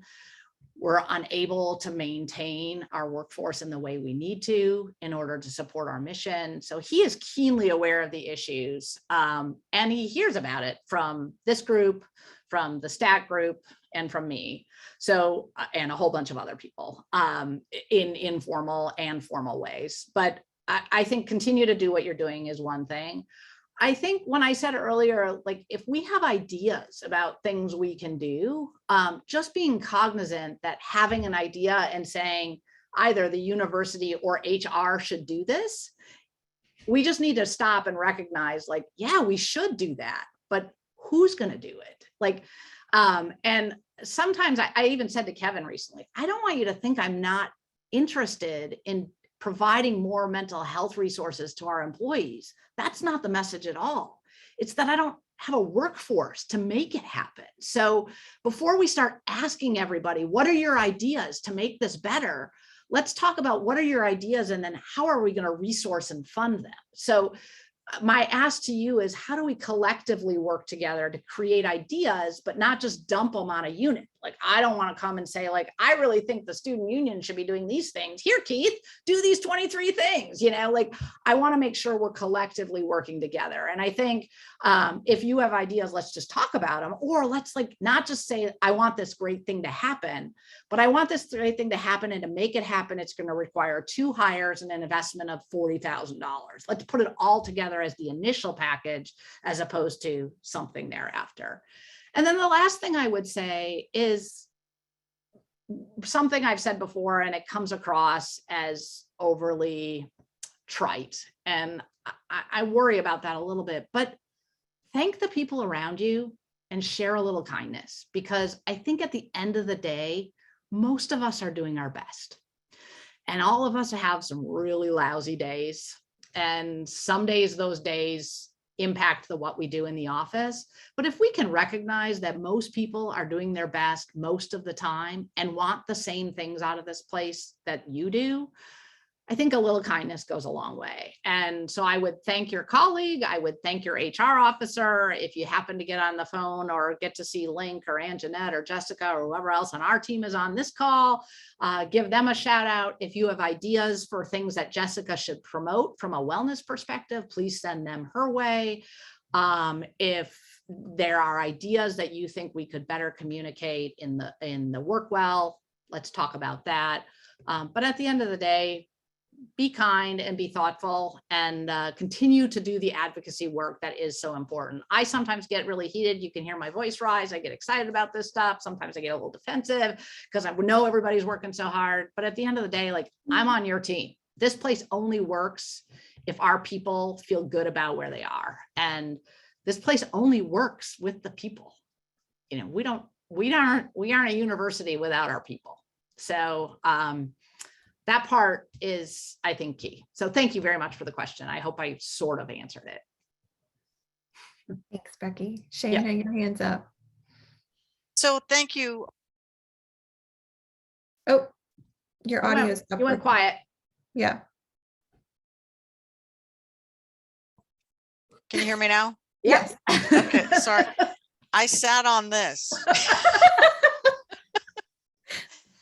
Which is a lead into my next observation. Just hold this up. I mentioned in a meeting recently, I absolutely lost it, and it made me consider some of the things that are helping add to my stress level. And I queried my staff and I asked, what new processes and procedures have you been required to learn during the pandemic? And the list is pages long. It's pages.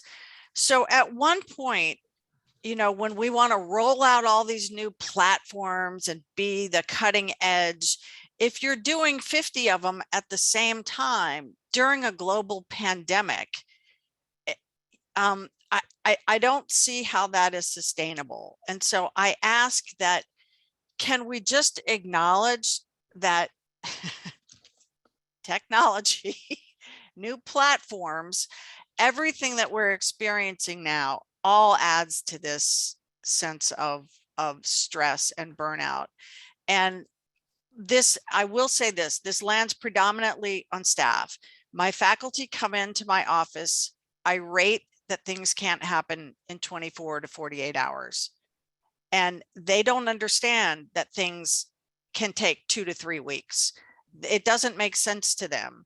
And now that there's a new process added, it can take another 2 to 3 weeks. And so I think being kind I think people should be kind all the time. We shouldn't need an excuse to be kind. But I think there has to be an understanding of the level of burden of these new processes and procedures on staff is astronomical. And that's why some of these senior employees are going, I'm done. I'm done. I'm going to take less in retirement and I'm out of here. So I don't know. I just hope that we could acknowledge that we should be kind to each other all the time. But I think there has to be a greater understanding of the administrative burden that has increased for the staff that are still in here, slogging it out, hanging on. And that's a totally fair point, Shana, and something I know you were in a meeting where the chancellor asked us to compile a list, and we've been having discussions in meetings I've been in about what can we not do right now. A good chunk of what we do as an institution is compliance related, and there are some things that, because of compliance related, we can't not do, but there are other things and initiatives that maybe we need to slow down. And I think it's a fair point. And we are, at least in the early conversations I've had since that first meeting where that was raised, we've started talking about that. And if you have examples and you've collected those, I think there's more discussion to be had for sure. Totally fair point. All right, with that, thank you again, Becky, Link, Jessica, all of our amazing HR partners. I think we'll continue the conversation around the mental health kind of landscape on our campus and how it relates to staff. We'll see you tomorrow, and I'm sure have that conversation in Stack as well. So thank you again. I appreciate you all. We're gonna move right along and continue with the upending of the agenda. I'm gonna kind of move to a different lens. Thanks, Becky.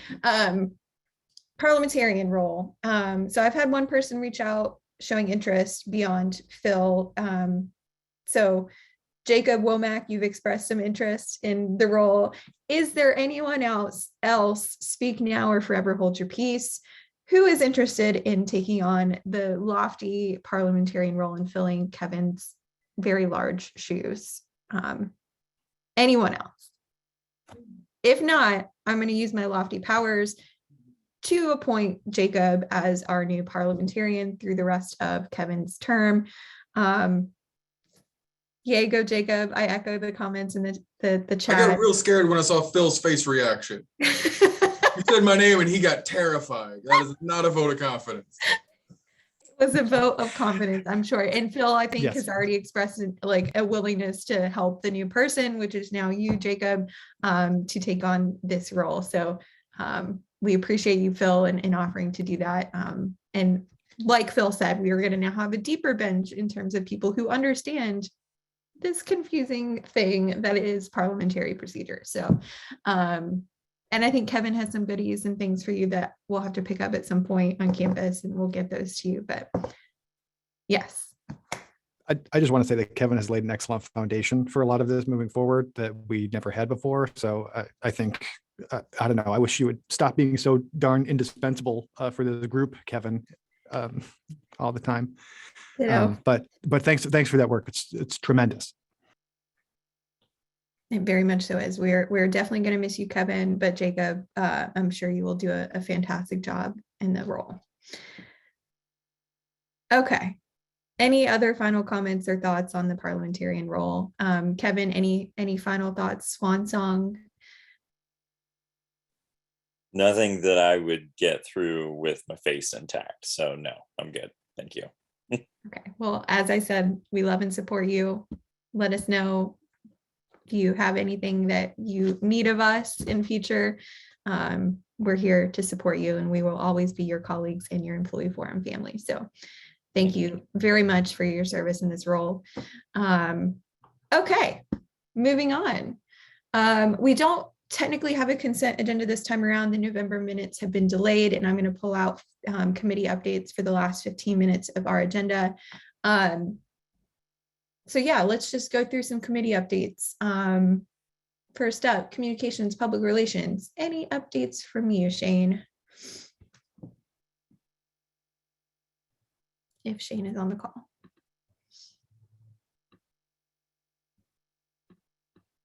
He may not be on the call. I will say, in terms of an In Touch, we're planning to do one in early December. I would say probably right after the blood drive, to kind of give a recap of the donation levels that we got, and to give thanks for people participating in the blood drive, as always. So if you have any input or feedback of content for the In Touch, please reach out to myself and Shane, and we'll make sure to get those things in there. Oh, thanks, Kira.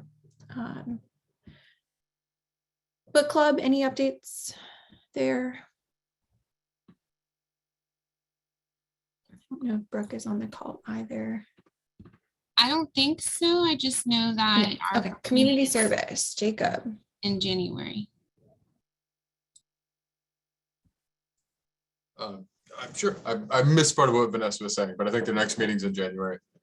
And the book was updated, so check the website. It's there. Go to the website. I'm doing someone else's job. I should stop doing that. As far as the employee forum subcommittee chair for community service, we are hopefully today or tomorrow going to be distributing boxes for toy pickup for the UNC-Chapel healthcare. If you look over there, all those boxes. So those are going to be going out in person. Obviously, there's still a link that is available through Amazon wishlist that'll get sent out probably concurrently with the boxes going out. So that's kind of where we're at in that regard. And that's kind of going to hold us through for the next one. We'll probably not going to have another meeting. There's book club stuff in the chat. We will probably be holding a postmortem on this and some other stuff in January, at which point we'll probably try to come up with something to do for February. And I'm personally feeling a little called to do a little bit more for staff mental health after this discussion that we've been having. As much as it is nice to support our community, I think it's also very important that we remember to support ourselves. So if anybody has ideas or thoughts they want to, email me. I'll make sure that I get you the link to that. And it also generally gets posted on the website, thanks to Matt. So thank you also, Matt, for all that you do. Thank you, Jacob. Sorry, I'm calling in now. My internet kicked me off again. Next up, we've got the blood drive. Hi, everybody. The blood drive is 1 week from today in Fetzer Hall, which is very exciting. We've got a great appointment slot that is almost completely filled so far. We've got about 10 Power Red appointments left, but everything else at the moment is booked. We will accept walk-in appointments on a more limited basis, but throughout the day. We actually did plan the drive such that there will be space for walk-ins. So if you don't have an appointment yet and you still would like to donate blood, don't worry. You should hopefully still be able to do that on the day of the drive. Just come by Fetzer Hall between 7:30 a.m. and 2:30 p.m. the day of. You can still sign up to volunteer in a non-blood donation way. If you would like to do that, you can do that on the website, which I've just put in the chat. It's carolinabloodDrive.unc.edu. We're very excited to be partnering with CBS 17 this year. So we expect to get a little more promotion the day of the drive, which is fantastic. Also, you can come out and support us on Friday at the Jingle Bell Jog. It's going to be a lot of fun, and it's a good way to get some steps if you are so inclined to do that. And otherwise, we're just thrilled. It's a fantastic team, and I think we're set up to have a really, really good day. So thanks to everyone who's contributed in any way to that. Awesome. Thanks, Jen. Next up, community garden. Sorry, I had someone come in my office. I actually wrote an article for the In Touch, giving the updates about the garden, talking about recent donations and future plans. So I'll let you read the In Touch. All right, thank you. DEI committee, is Antonio on the call?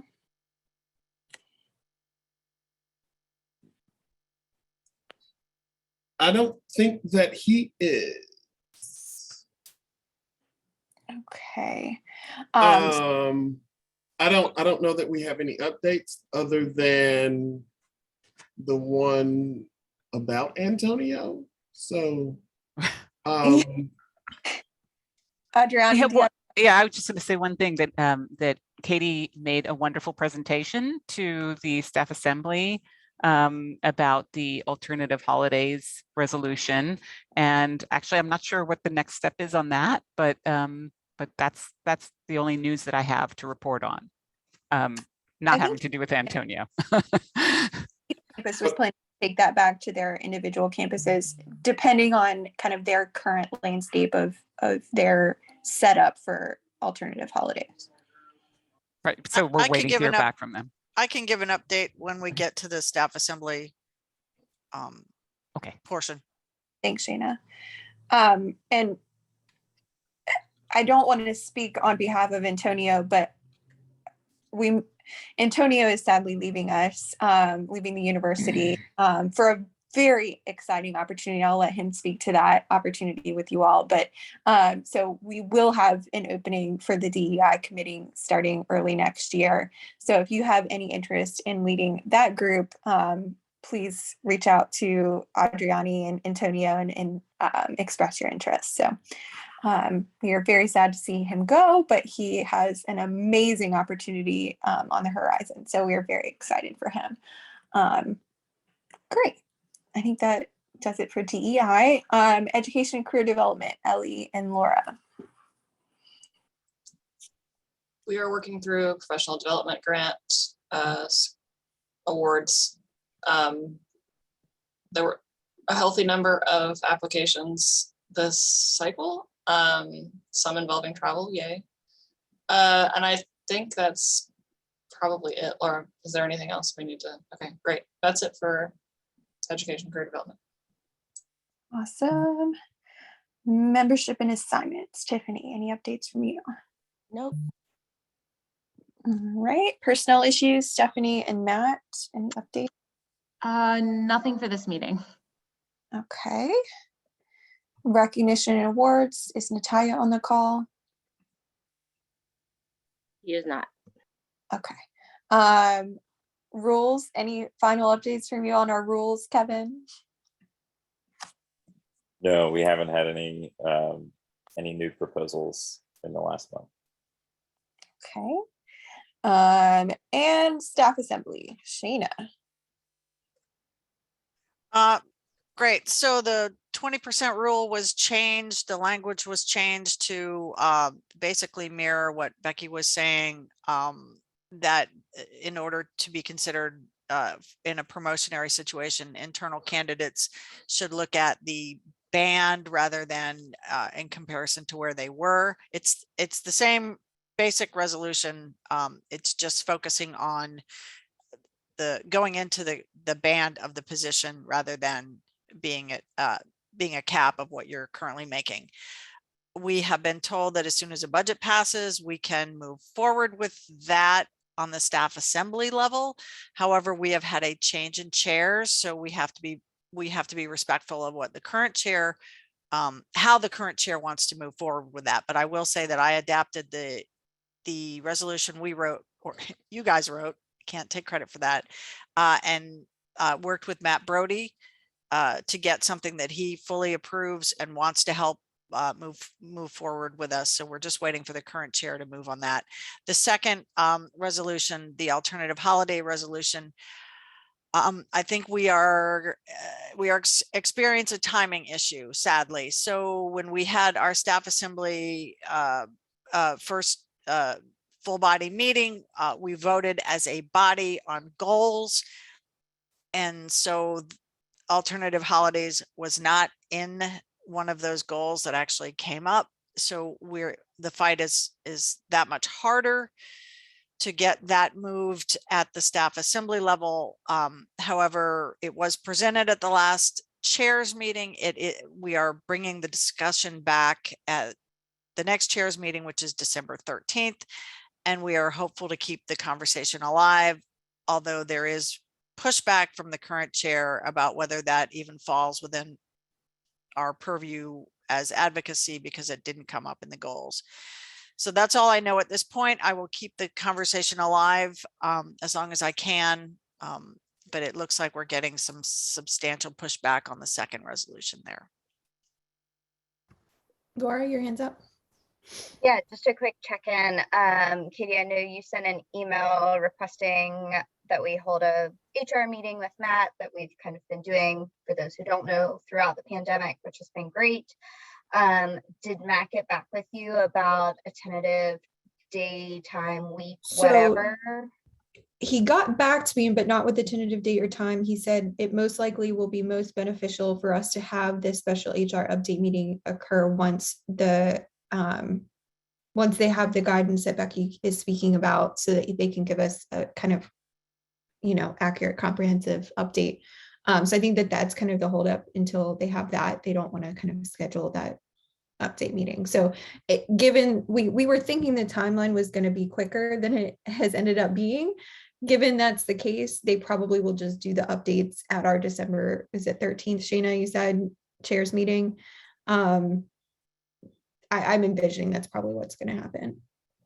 We will probably get updates at the chairs meeting, but since that doesn't include the full body, I think we should push to also having HR update meeting for the whole body. Yeah. Yes, please. That would be wonderful. So once they get back to us on that front, I will definitely let y'all know. Okay. Oh, yes. Bye, Stephanie. Any other updates from any university committees? I mean, I don't think there's really anything going on at any of those right actively this minute. There's usually a pause on some of those things during the December timeframe. So any final comments, thoughts, discussion before we adjourn for today? Oh, a reminder that on December 9th, I think it is, we have a VC update meeting. So if you have any anything to add to the agenda that you want to bring forward to that meeting, please respond to Matt's Qualtrics survey, and we'll get an agenda going for that meeting next week. Any final thoughts or comments before we adjourn? Well, let me just say, Yes, happy Hanukkah. I hope all of you all had a very happy and restful Thanksgiving break. I know we're all counting down the days until the winter break. Although I'm like counting down the days, but I'm also kind of dreading it because I'm way behind on shopping. So it's a really weird duel in my head of, am I hoping for it to come quickly or am I hoping for more time? So yes, so thank you everyone. I hope you have a great rest of your week and we'll see each other again soon. So happy Thanksgiving, happy Hanukkah, happy holidays. And thank you all for your great work and service on the forum.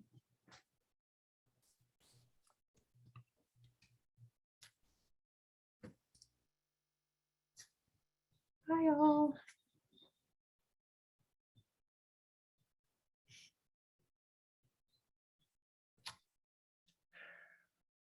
Hey, Katie, I guess. Hey, Just Shane. got back to see everybody leaving. Yeah, we just adjourned and I gave an update that we were kind of putting together and in touch early this month. And I said probably right after the blood drive wraps up. So we have kind of an update on kind of the numbers and give a shout out and thank you to donors and volunteers and stuff. So Sounds great.